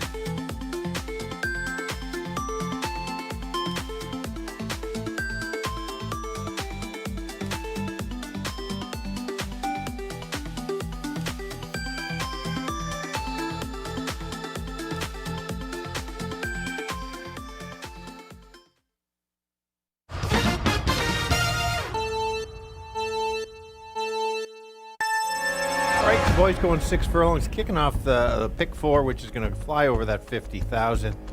Most of them looking for their second win lifetime. I'm going to go to the rail horse. Current favorites. Favorites have lost the last 2. I'm hoping this race, dropping in class, should sit probably in about 4th or 5th early, make a late run, not have to deal with some of the competition the last couple times. The other closer, because I think there's lots of speed in here, is the 6. Looked good last time after dropping in class. That extra distance and it'll help. How about a long shot that might close a little bit? That's the 5. Cuts back in distance 14-1. Don't leave it out. 1, 6, and 5. Kirt.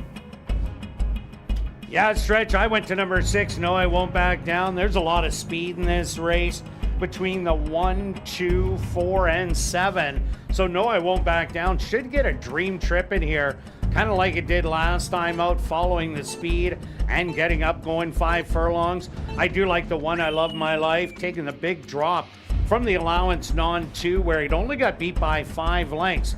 Will show forward speed, so big shot, and Mosey's on Main. Great long shot. If the speed falls apart, will be coming from the back end. So I'm going to give you 6, 1, and 5. Good luck here in race 4.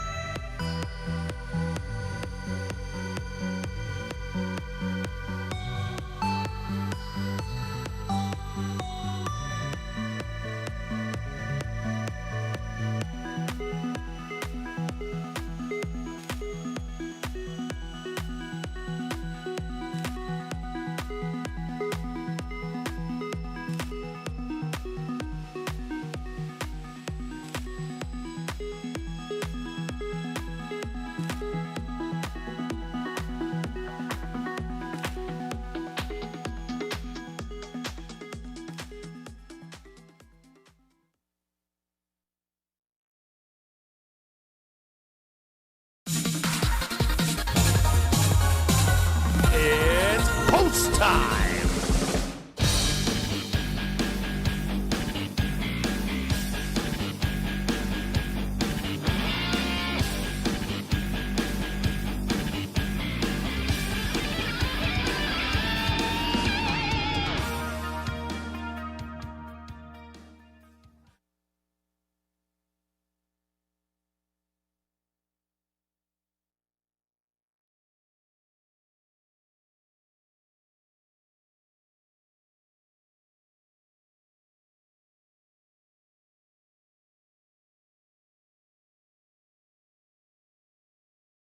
I Love My Life, I'm a Star, and Setabello. All in the starting gate. Adjournment moves in. Here comes Mosey's on Main. Just 2 left to load. No, I Won't Back Down. And now just waiting on Anano Caro.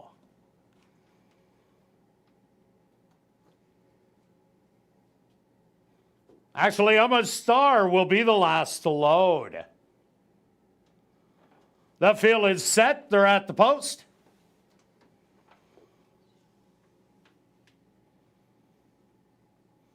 And they're off. Breaking in a bit of a tangle was I'm a Star.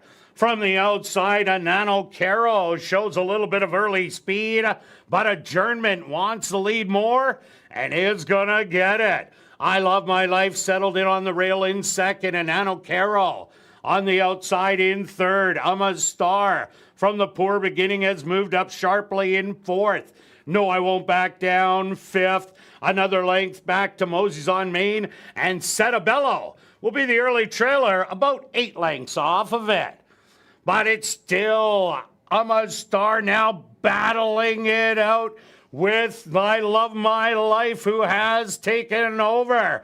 Making the move wide, Anano Caro falling back. Adjournment. They hit the head of the lane. Anano Caro with the lead on the outside. I Love My Life in between horses. These two, No, I Won't Back Down, trying to gain ground up the fence. Anano Caro with the best stride. A 16th of a mile to go. And Anano Caro is going to win by 3. I Love My Life in second. No, I Won't Back Down in third. And Setabello rounds out fourth.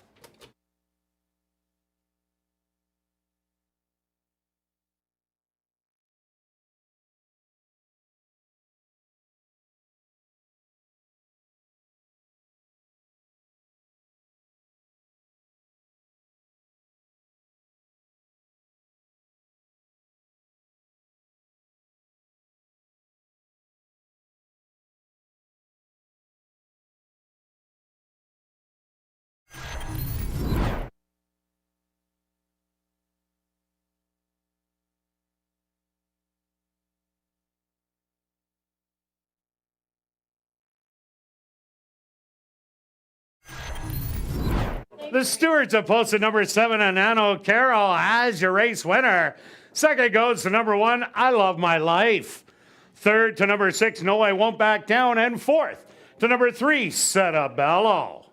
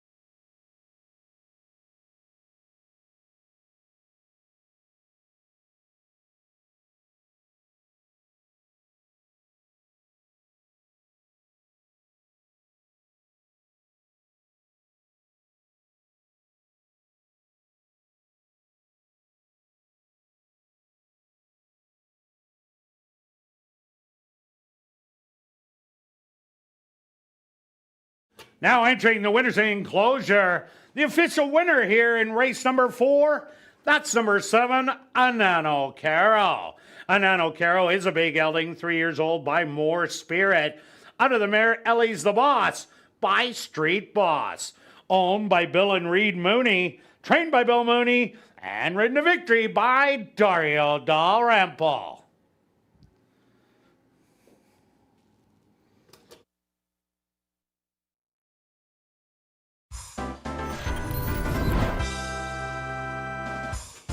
Race 4 is official.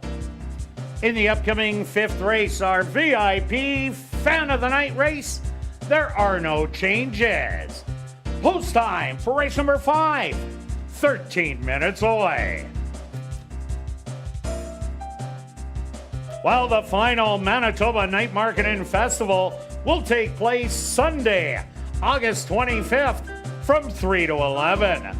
More than 15 food trucks, more than 100 local artisans and vendors, kids entertainment, live bands, and more. Admission is just $7. 5 and under is free. For more information, go to asdowns.com. Also, please take note that we have modified our racing schedule and have added dates in September. Our race meet will now end on Tuesday, September the 24th. And just a reminder as well that Wednesday racing is back in action starting this week. You can see our revised schedule at asdowns.com.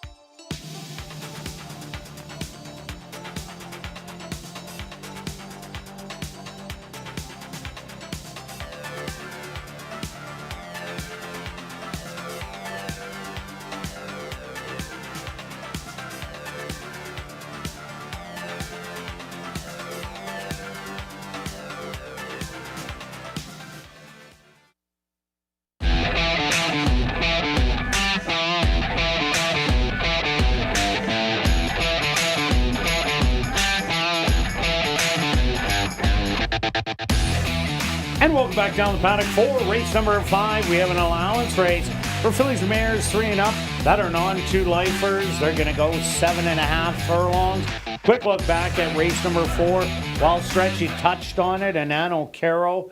Gate's tougher. Maybe it can rate. And that's what it did on the outside. It sat there, and I was surprised it got all of the 6 furlongs today, and rather impressively. Yeah, it was a nice move. I would mark that race down, the August 6th race, the 7th race with Life Adventure. I think a bunch are going to come out of that race. It was a well-run race, tough field, and any of the drop certainly can be tough. So thanks for playing the pick 4. It was just over 100,000, and there is only $10,000 left. So we donated. We donated. So good luck. I hope you can finish it. How about back-to-back price horses for that pick 5? You get a couple more. Watch out. There's an outside shot. I hope you're alive, still going. Get a nice payday. Let's start with, well, the prices have been coming. Somehow, my top selection, 15-1 morning line, is down to 7-2, the 7 horse. I don't think this horse is going to go off as the favorite. I can almost guarantee. Is that a easy statement? Yeah, I think that's an easy statement. Okay, so this horse has showed me a bunch. Last time, I did like this horse to run second. Made a nice late move. Got up for second. I like this. This horse goes back to the 7 furlongs. If you look, didn't finish that well at 2 and 3 back, but take the note of the Lasix have been added. My big angle here, ran well with Lasix last time. Look at last year, 3 starts, ran nice race in an allowance field, and drops from the that non-3 into most of them. I think all of them. Only the now against non-2 lifers. Not thank you. I was just checking. Only the 1 horse has the 2 lifetime win. It's a tricky field, but I think this horse certainly belongs, and hopefully we can get a price. I think there's some pace in here to run at. Certainly can get. Yeah, I like the way that this horse improved last time out. I'm taking a shot on number 3, Charmingly Wit. We've seen in the last 3 weeks about that. Horses going around 2 turns, able to go a lot farther. As you see, Anano Caro did that 2 outs ago. And if you look back earlier, Call the Cops, who couldn't win going short, went around 2 turns, went wire to wire. So why not Charmingly Wit? First time out, went wire to wire. That was a nice payday for me. Stretch at 30-1. And then in the comeback race, was in real tough, battling with a couple of speedballs in there, but never really faltered that bad. Only got beat by 6 3/4 in the end. If Charmingly Wit gets loose on the front end and gets a breather, this race could go all the way. Yeah, it got in front of Mary, who is an absolute speedball in there. I think we have the 5 in second because we think this horse will be the favorite, but I think just looks good on paper. Makes a drop in class from the stakes race. Midnight Lady came back and won the Oaks on Tuesday. I think this is the right trip for this horse. Should sit back. If your horse backs up and brings some of them with it, this horse is maybe the most likely winner based on what we're looking, but that has not been the theme today. Yeah, also look at number 2, Awfully Special. Has had a good year, 3 for 4 in the money with the 1 win where it broke the maiden first time out. Came off a good second to Commando's Last Dance last time out. Going the mile distance, now cuts back to 7.5 furlongs. But what I like is the horse sat third, made a move at the leader, and then just tired late down the lane. But it had only gone 6 furlongs, had to go 2 furlongs more. Now it has that under the belt. I think it's going to run a big race. Yeah, my other closer going off at 11-1 is the 4. Same kind of thing. Hasn't 2 back wasn't a bad effort. Lost to a couple of them in here. Last time out, not great. Has a workout since. I'm hoping that this horse kind of figures it out. Has some pretty good races at Prairie Meadows. If I can get those repeated coming up in this race, that puts this horse right near the winner's circle. Won't be near the lead. We'll be trying to make a late close. Can't get too far back, but does get that extra half furlong, and maybe that's the difference. And number 1, I Am Mila, has already won this condition back in mid-June on the 19th. But since then, last time out, reared at the break, has regressed a little bit. But if it gets some early speed, it draws perfectly in here. sitting on the rail, going 7.5 furlongs.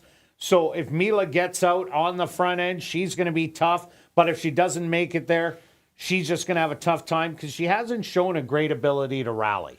Yeah, so we'll see. Does, like you said, gets the rail. Let's take a look at the 6. I've cashed it. We both cashed a ticket on this horse, 2 back. Last time ran, I would call it evenly. Didn't really lose ground, and that's not a bad thing. Here's another one of those stretch out horses that you've talked about.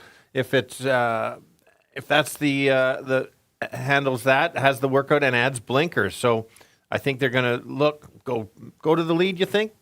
Well, I think it's going to be close. I don't think they're going to be gunning for the lead from the 6 hole. For sure. That's fair. And then the last, like I said, that last race maybe sets this horse up to go a little bit longer. And number 8, Awareness Autism. This horse has kind of adopted a little bit of an off-the-pace running style that it did have at Turf Paradise, but was trying to go to the lead quite a bit, and that wasn't working. But 1 by 4, breaking the maiden, came back in the non-2 against Silver Sign and Bits of Lemon Drop. And I really like how this horse showed a late foot to be beaten only 3 lengths in the end. And that was only 3/4 of a length off of second money. The stretch out is the question mark, as this horse had run even 1,000-yard races at Los Al. So Awareness Autism, who knows, might be able to get the distance. All right, let's go to our wagers here in race 5, Stretch. What do you have? Well, I think we should start. Well, Olive's Candy is now the favorite, so us saying it won't be the favorite, well, we've been wrong several times. This could be one more. Yeah, we're on a roll today. Yeah, I've got 10 to win on the 7. I don't like that win price. I'd have to go higher. I'd probably add a 20 to place on that, but I won't do that to Cindy. I'm going to bet that myself. $3 exacta box is my other bets. They let me have 4 spots, so I can do that. $3 exacta box, 4, 5, and 7. That's $18 if you make it a $3. If you just want to do a $1 exacta box, I think it's going to pay $6, 4, 5, and 7. And I'm loving my odds on the 3, Charmingly Wit. I'm going to go 10 win play show for $30. Good luck with all your wagers here in race 5, and we'll see you back for race 6.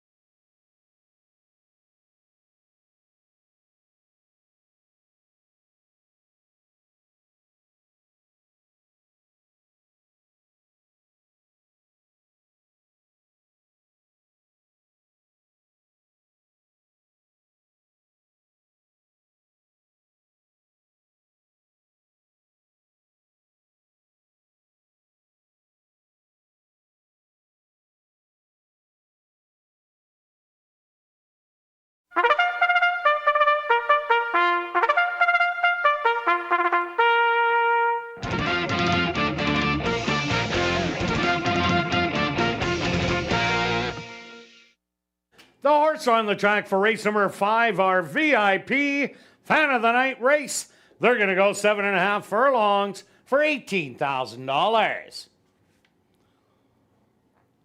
Number 1 is I Am Mila, owned by Back on Track Stables and Larry Falloon, trained by Jennifer Jordan with Dane Dawkins.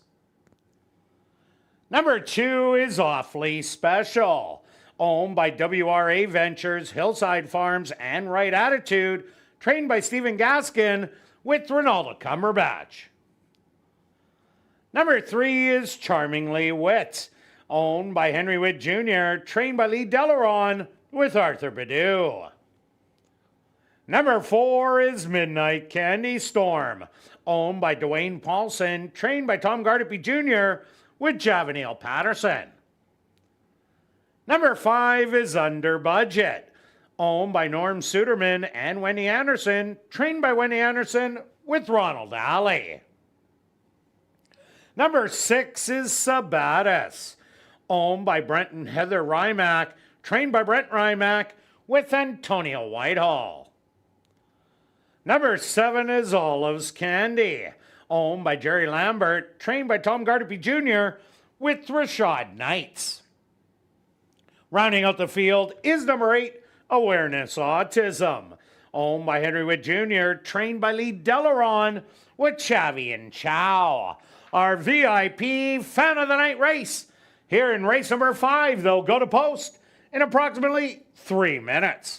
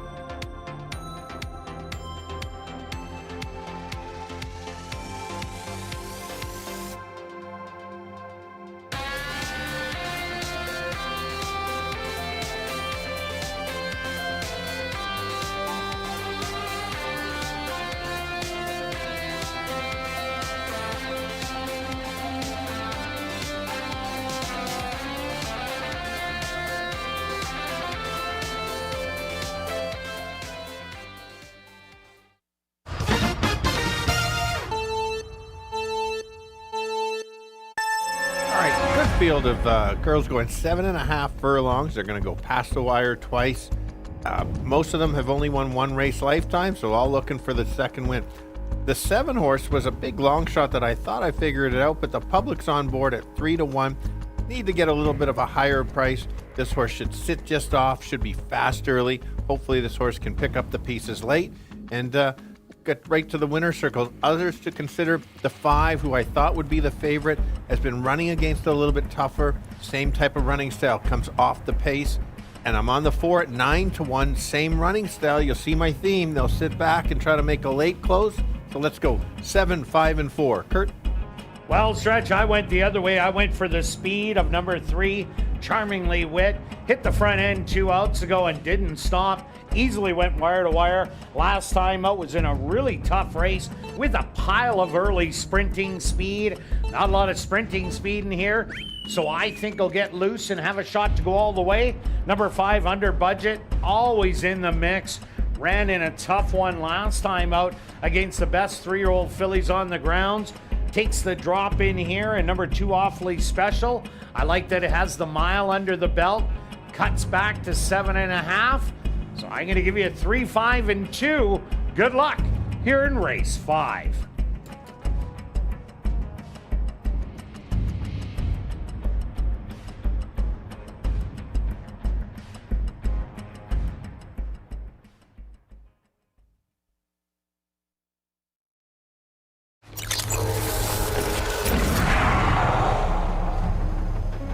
It's now 2 minutes to post time at ASD.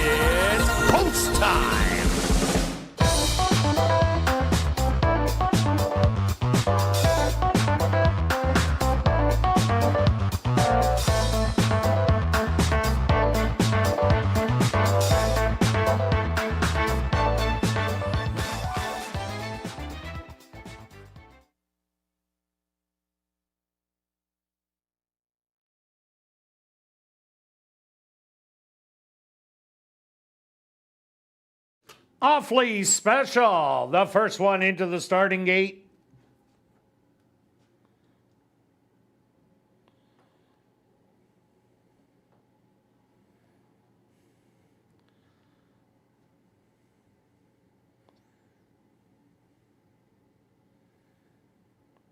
Charmingly Wit, the next one to go in.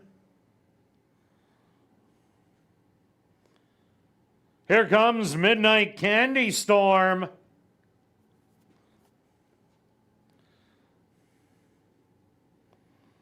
Under Budget's turn.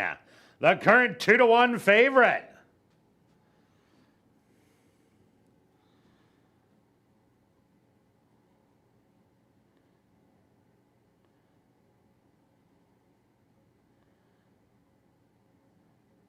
Sabatis will be next.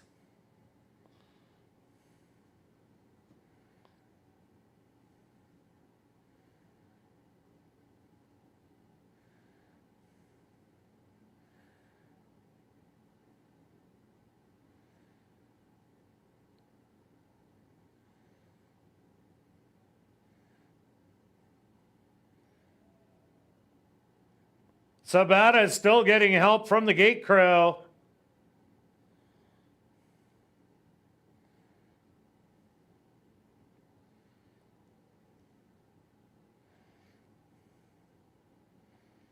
She now backs away.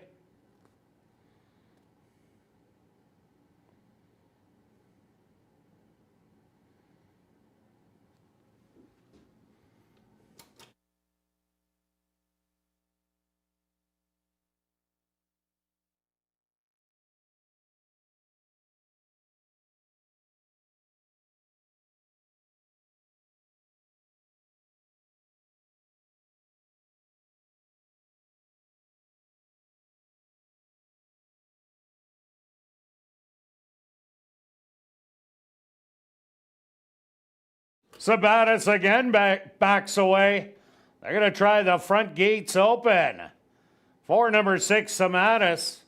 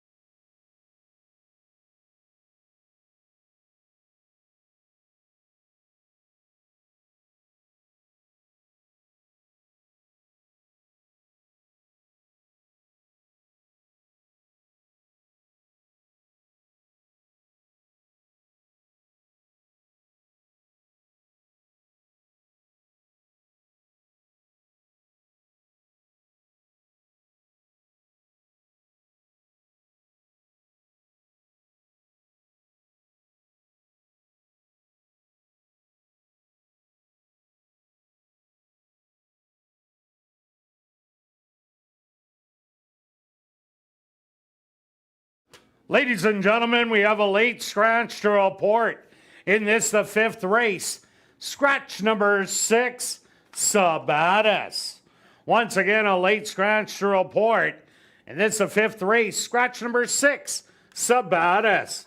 If you wagered on number 6, Sabatis, there is a complete refund. If you use number 6, Sabatis, in your pick 3s, pick 4s, or pick 5s, the favorite at post time will be substituted. Late scratch here in the 5th of number 6, Sabatis. And with that scratch, the horses will be unloaded. Approximate post time, 2 minutes away.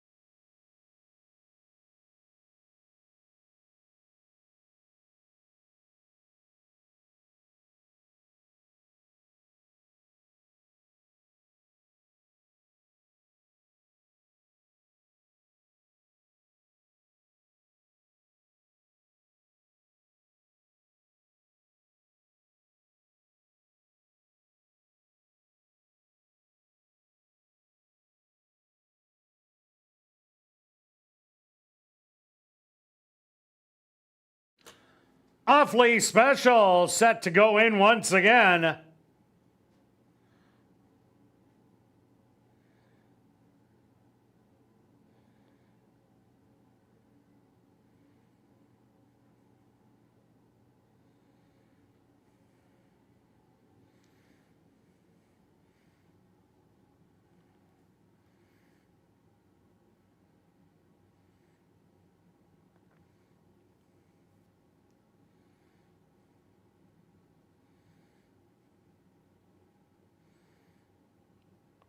Charmingly Wit walks up and in.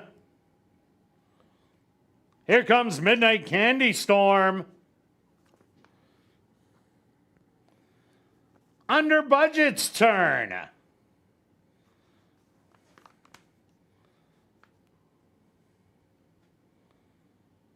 Next up, the current 2-1 favorite. That's Olive's Candy.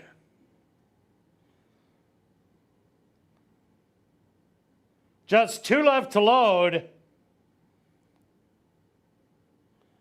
Awareness Autism on the outside.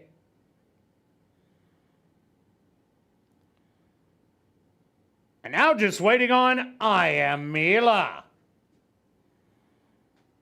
The field is set. They're at the post.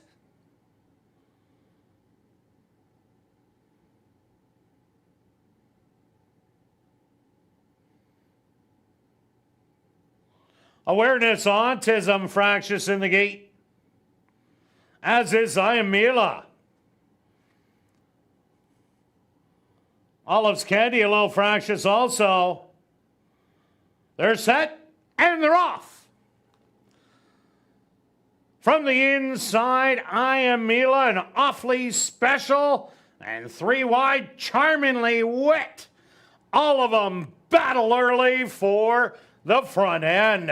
Settled back in fourth. Olive's Candy all by herself. Another 3 lengths back to Midnight Candy Storm and Under Budget running as a pair. And the early trailer will be Awareness Autism. 24-4. A quick opening quarter.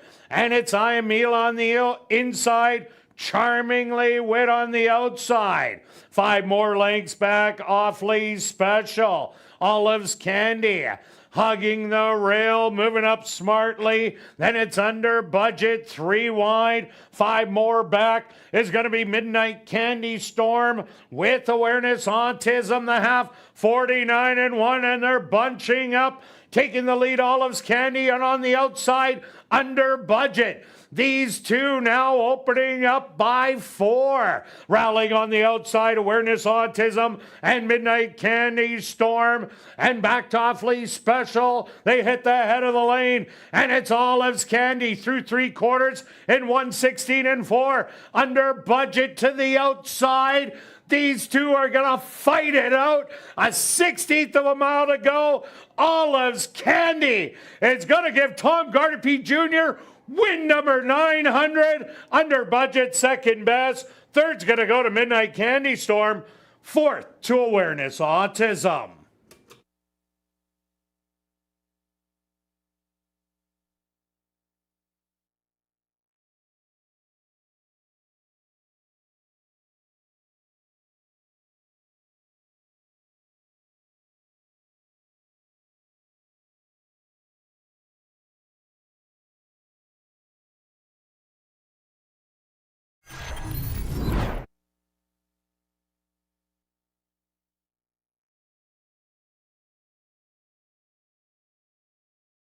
The Stewarts opposed to number 7, Olive's Candy, as your race winner. Second goes to number 5, Under Budget. Third to number 4, Midnight Candy Storm. And fourth to number 8, Awareness Autism.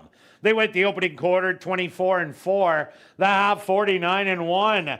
6 furlongs, 1:16-4. 7 furlongs, 1:30-4. Time for the 7.5 furlongs, 1:38.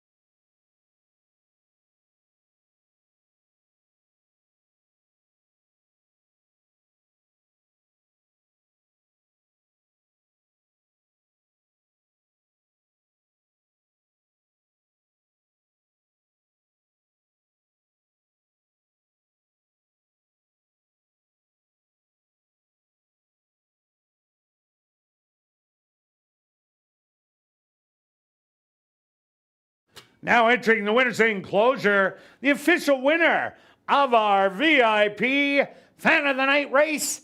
That's number 7, Olive's Candy. Olive's Candy is a bay filly, 4 years old, by Candy Ride, out of the mare Eileen's Song by Kitten's Joy. Owned by Jerry Lambert, trained by Tom Gardaby Jr., and ridden to victory by Rashad Knights. Tied for the 7.5 furlongs, 138. And congratulations goes out to trainer Tom Gardaby Jr. for career training win number 900. Race 5 is official in the upcoming 6th race. Classic high 5 wagering. Scratch number 5, Streamer. Post time for race number 6, 14 minutes away.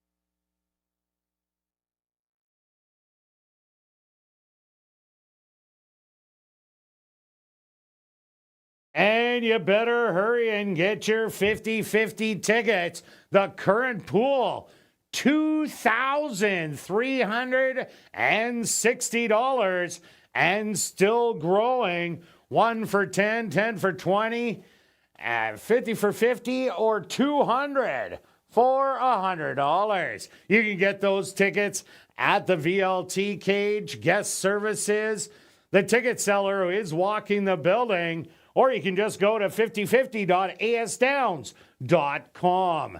You have only 9 minutes left as ticket sales will close at 9:50 and the draw will be made at 10 p.m.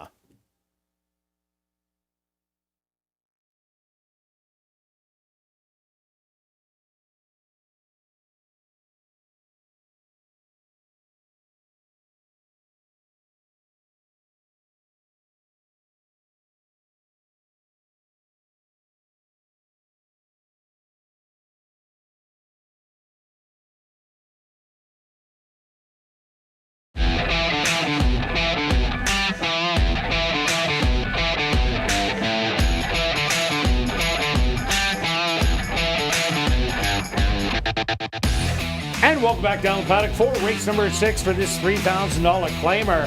For fillies and mares 3 and up that are non-winners of the year, they're going to go 7.5 furlongs.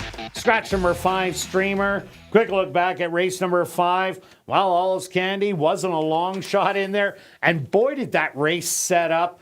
As I Am Mila, Awfully Special, and Charmingly Wet, they all went in a cutthroat early duel to set up for all the closers. For sure. Maybe they thought the first wire, they didn't listen to me, that you got to go to the second wire to win it because they quarter-horsed. And anyway, great trip by the 7. I thought I found a long shot. Clearly, the memo got out. But the horse ran well. Good call. Off camera, everybody doesn't know that you do your research on what the trainers and different have the numbers. Good call. Tom got his 900th. And great career here in Manitoba. Absolutely. So let's keep it going. We've got, by the way, if you bet the 6 and got it scratched, so you get a refund if you're newer to racing. The other thing is if you have the 6 in your pick 4 or pick 5, you got the winner. You didn't even have to pick the right one. You just had to agree with what Stretch did, and you got it. There you go. All right, here we go. Let's go to the 3 horse at 1 to 2. This is a non-winners of the year. You always have to be careful. That means they have not won in a long time. I don't like backing favorites. I don't like $1 to $2 or $3. But on paper, this horse should sit just off, just like the last race. Should be a bit of speed early, and then come back to the field, and maybe she can take over to get up. You want a better price than that, but looks good, sitting on a win, has a win on the paper. It got disqualified from that, but it's still a win is a win. Yeah, no doubt about it. I also like number 9, Filet Fatale. If you're looking for the speed of the race, well, you found it here. This horse went to the front twice at a route of ground, but unfortunately, both times had to tackle the boys. So that was just way too tough. Now goes back against the girls. And if it runs that race like that 5 non-4 lifer 2 outs ago against the girls, where she showed speed and faltered, but only lost by 4 in the end, I think she can carry her speed. Yeah, I like that selection. Could have been my top selection. If there's looking at the pace battle, I went to the rail horse, the 1, currently 5 to 1, hoping for a little bit higher. Wasn't great last time, giving this horse another chance. Should sit off along the rail and try to make a late move.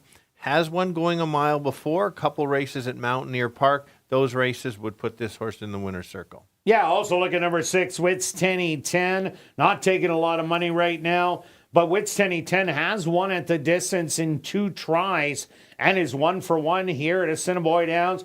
Is dropped from 75 to 4,000, and now takes one more drop down to the non-winners of the year. If she can come back and run her races from last year or even the year before, definitely 8 to 1, great odds. For sure. Let's look at the 7 who only lost to the 3 horse by a neck. You've got one horse at 14 to 1, the other at 3 to 5.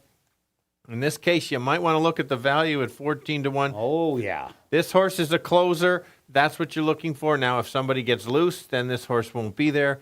But you got to compare the 3 and the 7. Very similar, just a big difference in price. And look at the rider, Douglas Battlew. This horse comes from way back. He's won twice on Captive Kitten. That was about 20 lengths off of it.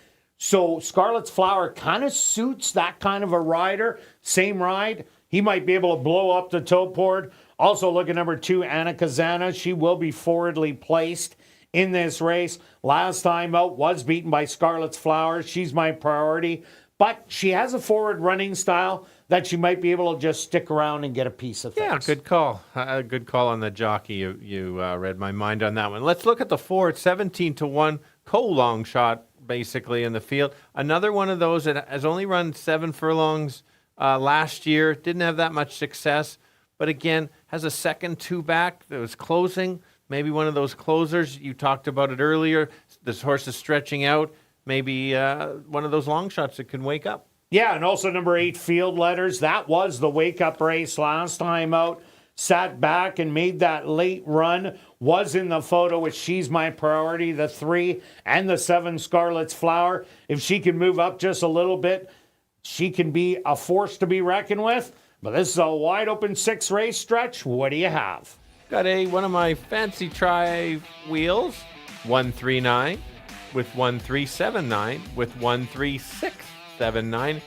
I call it the triangle for the try, $27. More like a pyramid you're building there. Well, maybe, yeah. Myself, I'm going after an easy triactor that I could figure out without an abacus, a calculator, and everything else what it costs. I got to take the 9 on top with the 34678, 34678. The $1 ticket, $20. Good luck with all your wagers here in race 6. We'll see you back for race 7.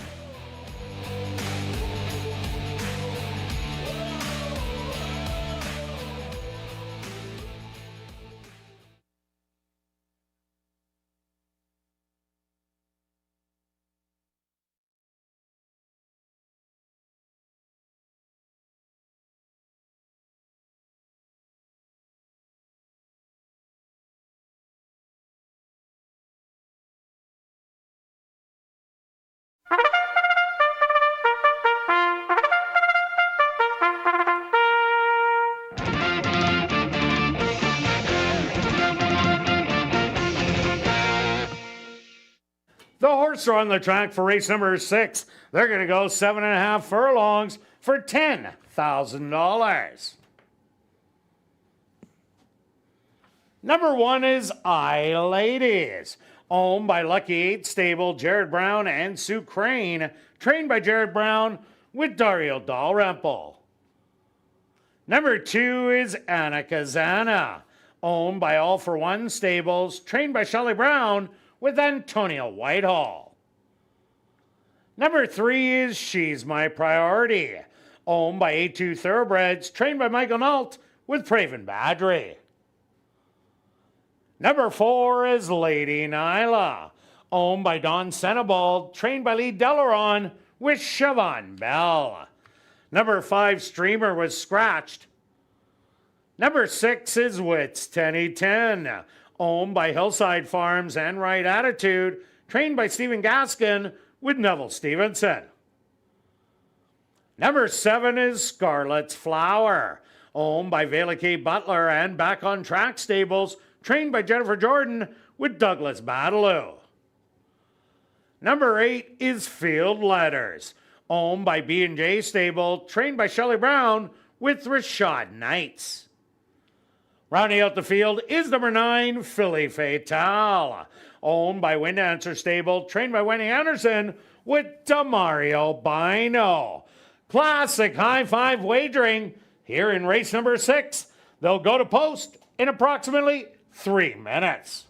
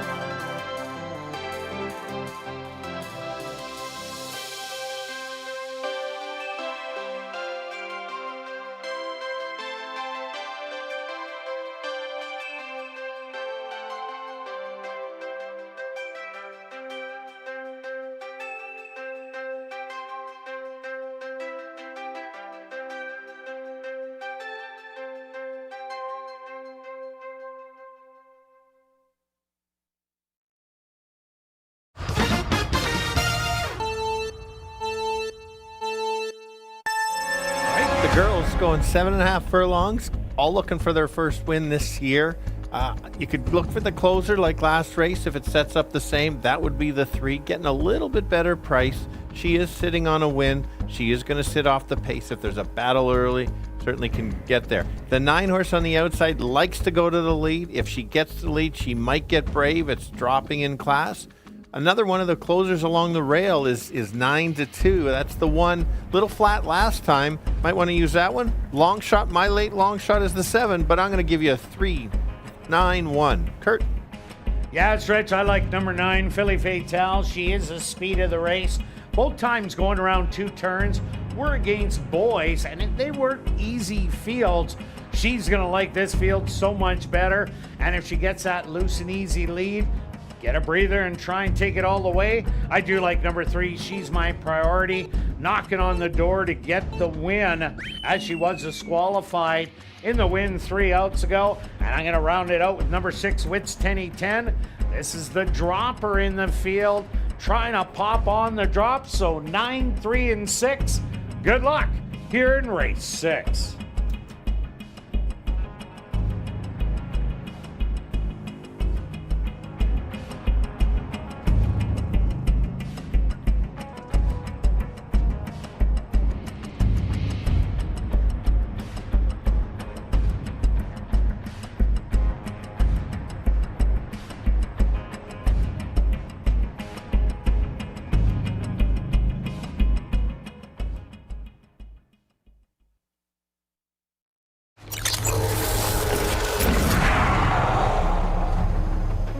It's now 2 minutes to post time at ASD.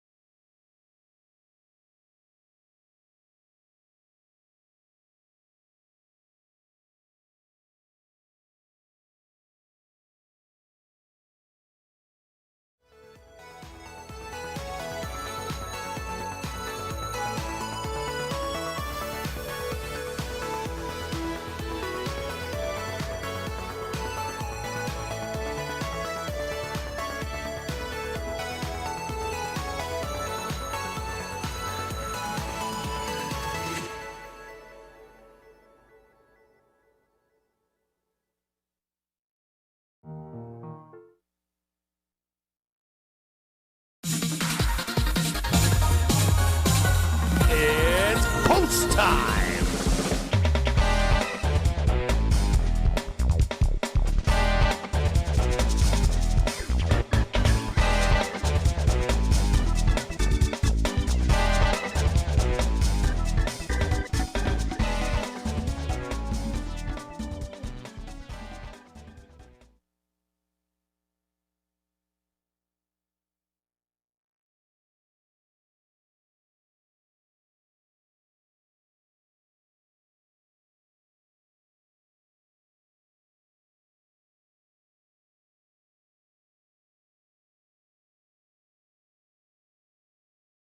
Aye, ladies, the first one into the starting gate. Next up, here comes Anna Kazana. The 3-2 favorite, She's My Priority. Walks right in. Lady Nyla's turn.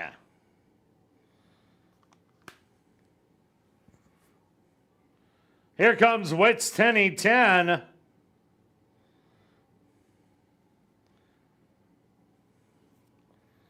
Scarlet's Flower ready to go in. Just 2 left to load. Field letters.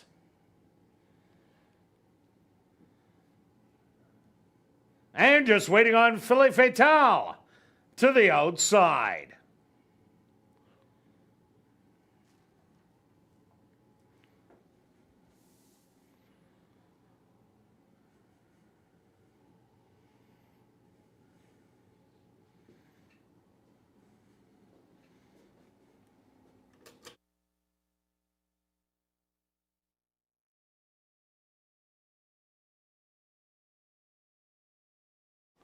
They're all in. They're at the post.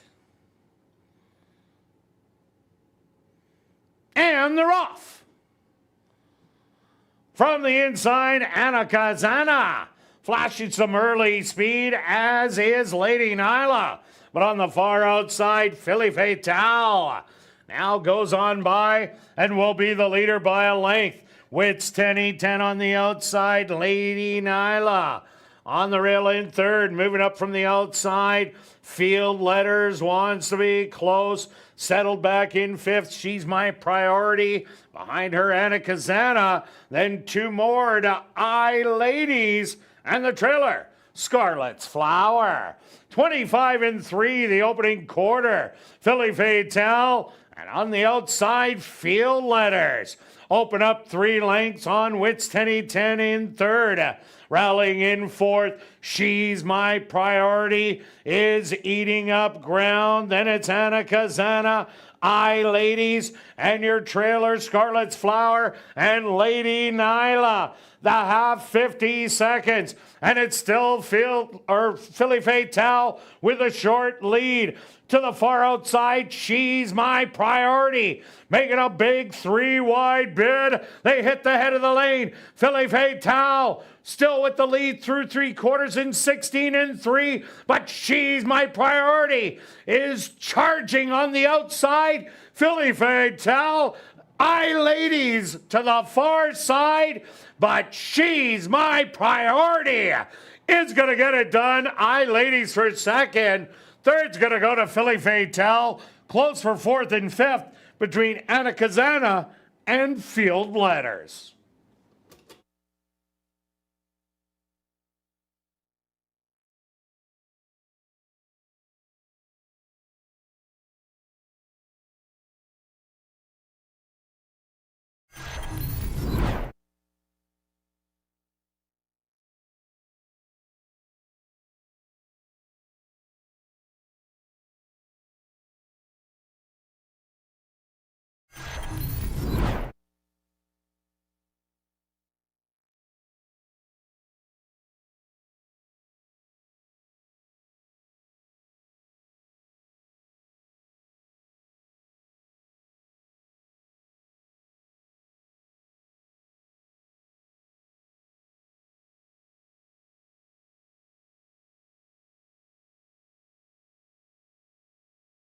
The Stewarts opposed to number 3, She's My Priority.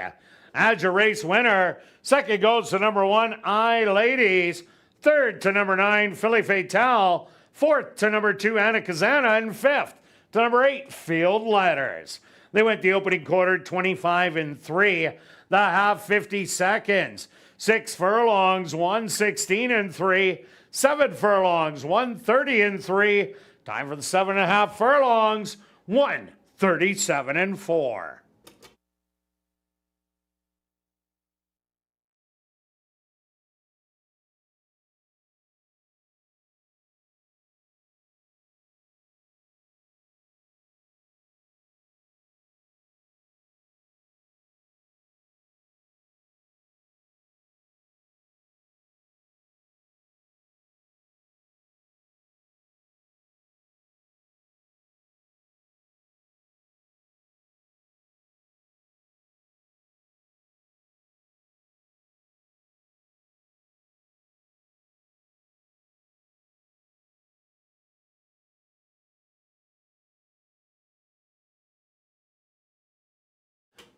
Now entering the winner's enclosure, the official winner here in race number 6. That's number 3, She's My Priority. She's My Priority is a bay mare, 6 years old, by A Priority, out of the mare She's Prado's Idol by Screen Idol. Owned by A2 Thoroughbreds, trained by Michael Nault, and ridden to victory by Praven Badri. Time for the 7.5 furlongs, 137-4.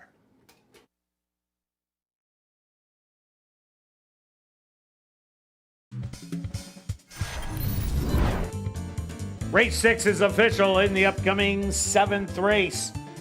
Again, classic high five wagering.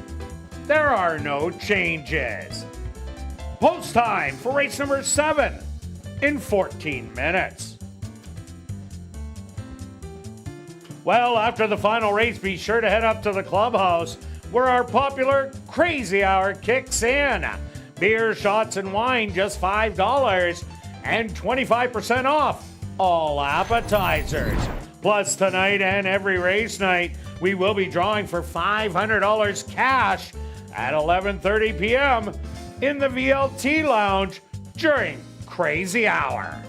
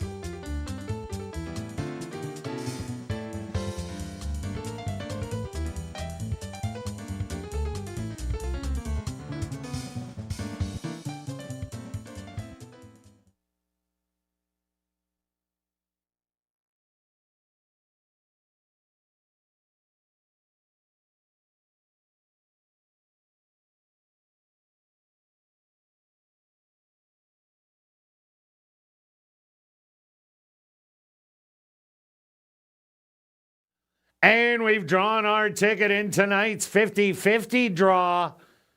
Series letter AE, the number 5640965. Congratulations, you've won $1,270. And that ticket was purchased on track. You can collect your winnings at guest services on the main floor, South End.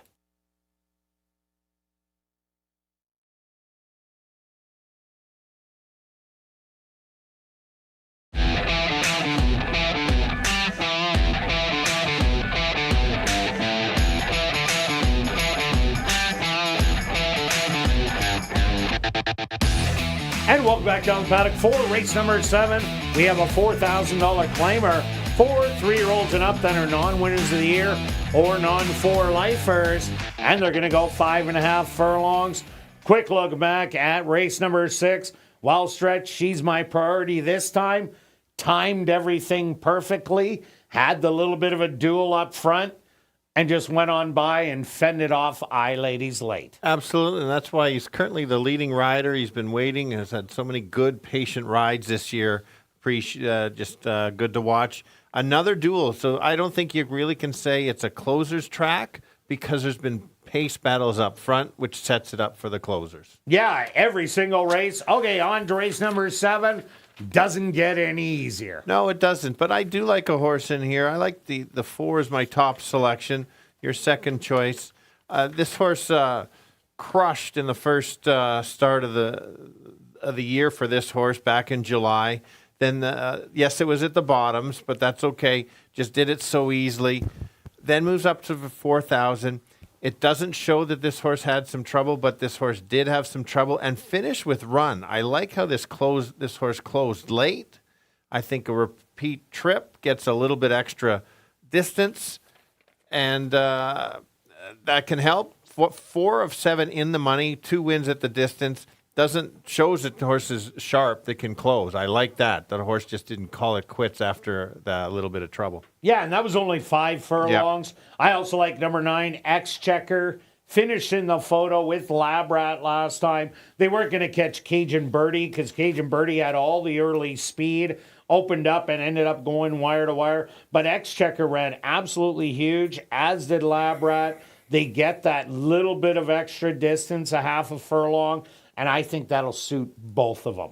Absolutely. Let's take a look at the current co-favorite. Clearly, the public has not got the memo that this horse likes to finish second and third more than wins. This horse is dropping in class, certainly has a shot to win it. This horse has the talent, just seems to come up short. But with that slight drop in class, maybe today is the day. And Tony will probably give this horse a nice ride and try to make a late move. And was beaten by 2 horses that dropped out of the first level allowance that day. Also look at number 8, Golden Eyed. Was disappointing in the last couple outings after running huge first time out. The horse was showing speed in the first 2, but last time out reverted back to the off the pace running style, and that suited Golden Eyed to a T. Easily capturing the lead over number 5, You're on the Money, and drawing off to the easy victory.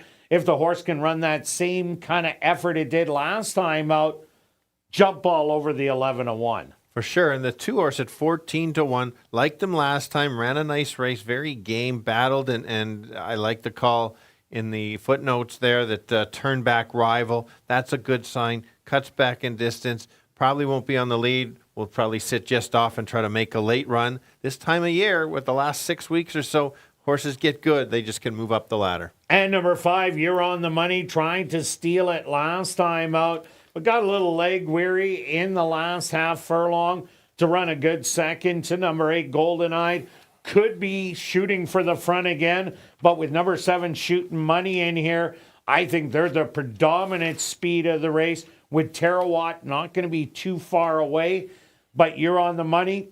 Couldn't beat Golden Eyed last time out with the loose lead. Now you throw in the 4 and the 9. It's not going to get any easier. No, let's take a look at the 6. This horse ran second last time, lost to finalize, beats Shirley Sherman, who did win today. It wasn't an easier condition, but I just like races that horses are coming out to win. I think that maybe upgrades that horse a little bit. Usually can sit just off and maybe be in the mix. I like the way Frank's Reload actually came off the pace last time. for the first time I've ever seen here at Assiniboia Downs. And number 7, Shooting Money, got the job done in the non-winners of the year 2 outs ago. Last time out, battled it out with the very speedy Victory Line and was succumbed to that battle. But Shooting Money fits well with these, but just kind of a tough spot with the other speed. Yeah, late work coming in too to try to keep them sharp. And then we've backed this horse, the one horse along the rail, a few times. Has unfortunately disappointed a bit, but might get the trip. A lot of times this horse has been wide a few of the races, depending on what the racing strategy is going to be. Might get the trip if just sits off and the speed backs up. That would light up the board and make the pick 5 pay big. All right, let's go to our wagers here in race 7 stretch. What do you have? I've got a win place bet here. I've got 20 to win on the 4, just in case. 40 to place on 4. I'm tempted to up it. I like the price so much, but we're going to leave it. Cindy will get you tomorrow on stretch change alerts. Just leave it at 20 win, 40 place. Maybe you should put the 20 win on 4, 40 to place on the 3. That's true. I could do that. $10 exactor 4-3.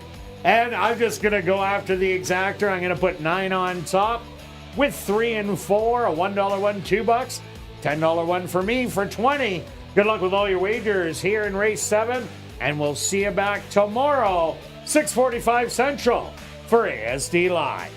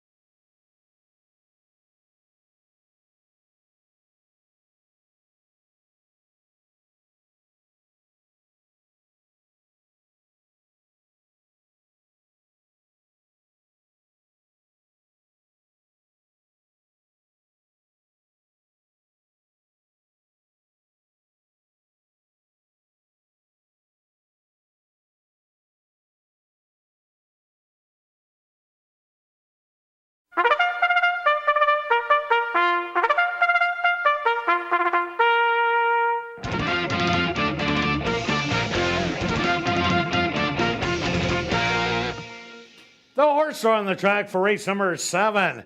They're going to go 5.5 furlongs for $10,400. Number 1 is Terawatt, owned by Mike Taranjo, trained by Lee Delaron with Javanil Patterson. Number 2 is Orcadian Storm, owned and trained by Andre Ellis with Neville Stevenson. Number 3 is Club Champ, owned by Murray Clear Sky, trained by Will Taranjo with Antonio Whitehall. Number 4 is Lab Rat, owned by Black Diamond Stable, trained by Tom Gardapi Jr. with Rashad Knights. Number 5 is You're on the Money, owned by Sons of the Lane, trained by Lise Pruitt with Chavi and Chow. Number 6 is Frank's Reload, owned by S&S Racing, trained by Maria Stanford with Douglas Battleau. Number 7 is Shootin' Money, owned by Wade Salmon, trained by Alt Dickey with Demario Bino. Number 8 is Golden Eyed, owned by Croto Chuckwagon Team, trained by Jennifer Jordan with Dane Dawkins. Rounding out the field is number 9, Exchequer, owned by Drop-In Racing, James Keplin and Parker Wallette, trained by Steve Keplin Jr. with Praven Badry. Classic high five wagering here in race number 7. They'll go to post in approximately 3 minutes.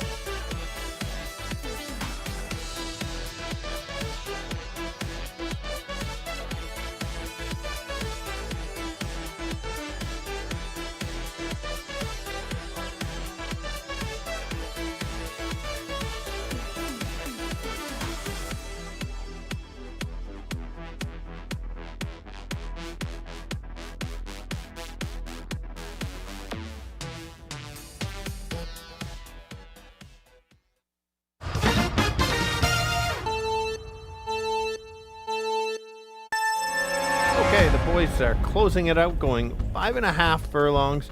I'm going to go to the 4-horse. I do like Lab Rat quite a bit in here. Is a little bit classy. If you look at last year's races, this had one start, big win. Last time out, bit of trouble, good second. Similar race puts this horse right there, getting 7-2. I think that's a fair value there. Others to consider: the 3-horse current favorite, drops in class, has always been right there. Ran against a couple good ones the last time out. And then the 9 won't be near the lead, but be flying late. Maybe get there in time. 4, 3, and 9. Kirt. Yeah, Stretch, I got the same 3 in this competitive race. I went to the 9 Exchequer. Also rallied from off the pace and was noses away at the wire with number 4 Labrat. I do like that they both get the extra half a furlong, and there is speed to run at. I also like the 3 Club Champ to round it out. This horse drops in from 5,500, lost to 2 horses that dropped in from the first level allowance, optional 10,000.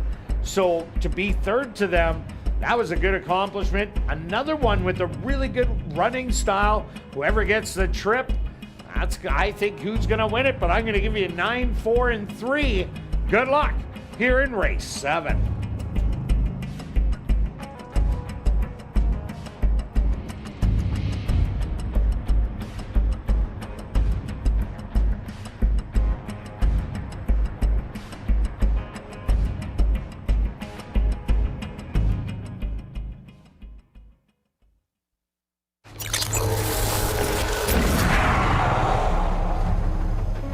It's now 2 minutes to post time at ASD.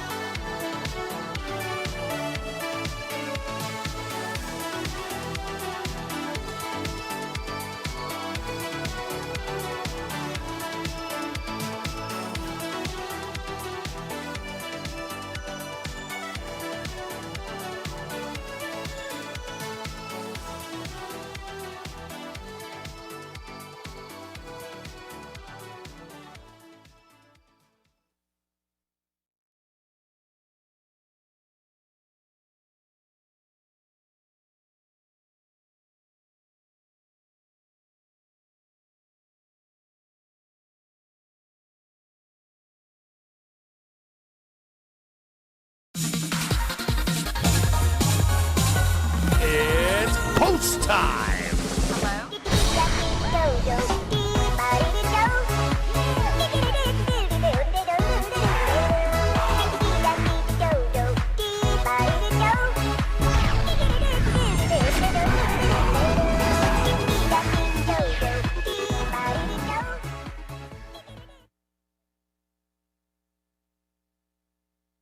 Terawat will lead the field in for the nightcap.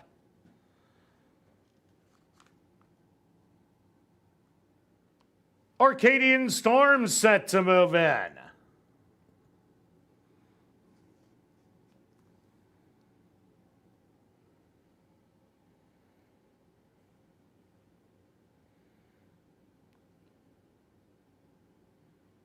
Next up, the current 9-5 favorite, Club Champ.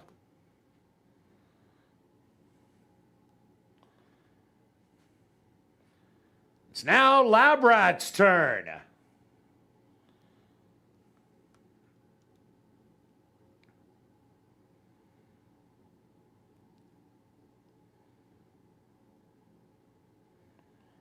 You're on the money, ready to step up.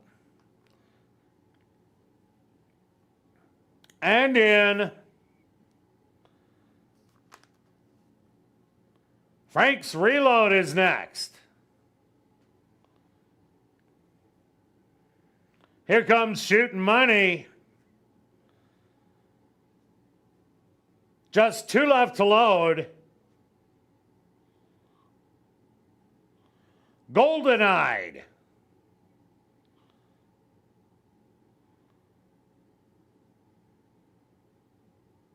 And just waiting on Exchequer.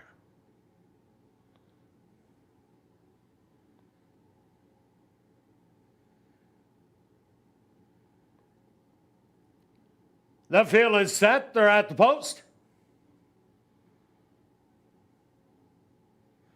And they're off. Breaking a little slow was Terawat.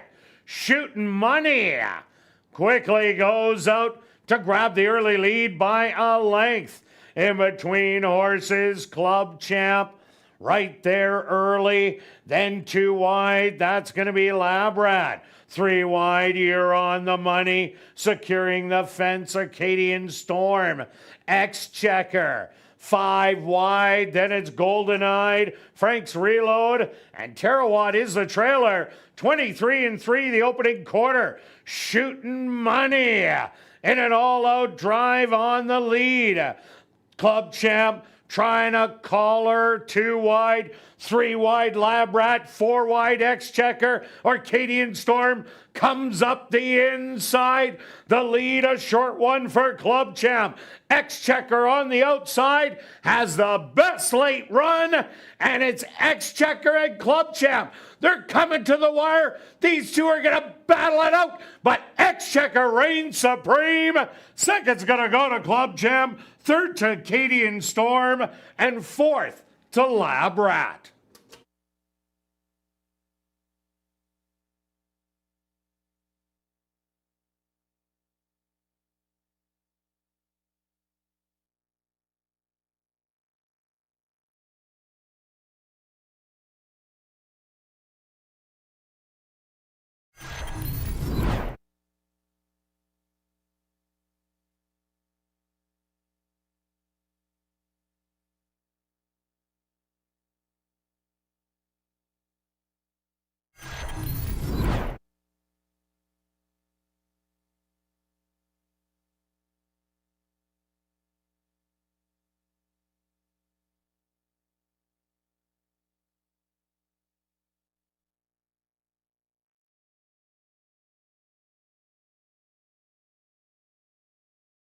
The stewards have requested a photograph to determine the winning horse. They went the opening quarter 23-3, the half 47-2, 5 furlongs, 1 minute and 1/5. Time for the 5.5 furlongs, 1:07.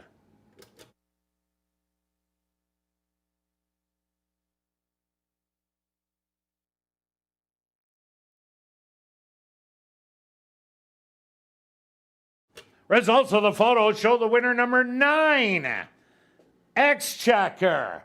Second goes to number 3, Club Champ. Third to number 2, Acadian Storm. Fourth to number 4, Labrat. And fifth to number 7, Shootin' Money.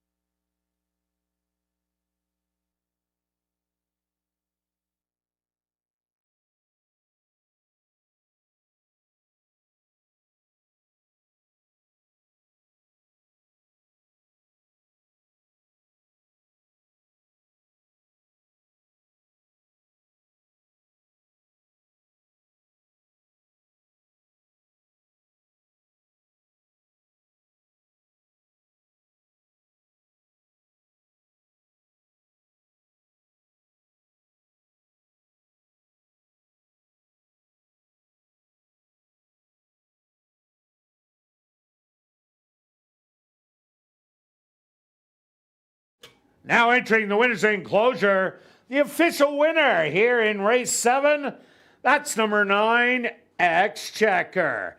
Exchequer is a gray roan gelding, 8 years old, by exchange rate, out of the mare Fools in Love by Not for Love. Owned by Drop-In Racing, James Keplin, and Parker Wallette. Trained by Steve Keplin Jr., and ridden to victory by Praven Badri. Time for the 5.5 furlongs, 107. Congratulations goes out to jockey Praven Badri, who scores the late double. 2 wins for jockey Praven Badri. Well, now it's time to head up to the clubhouse to enjoy Crazy Hour on the second level, where a free $500 cash draw will take place at 11:30 p.m. in the VLT Lounge, as well as beer, shots, and wine, just $5, and there's 25% off all appetizers. And remember, racing resumes tomorrow and Wednesday at 7:30. We'll see you then.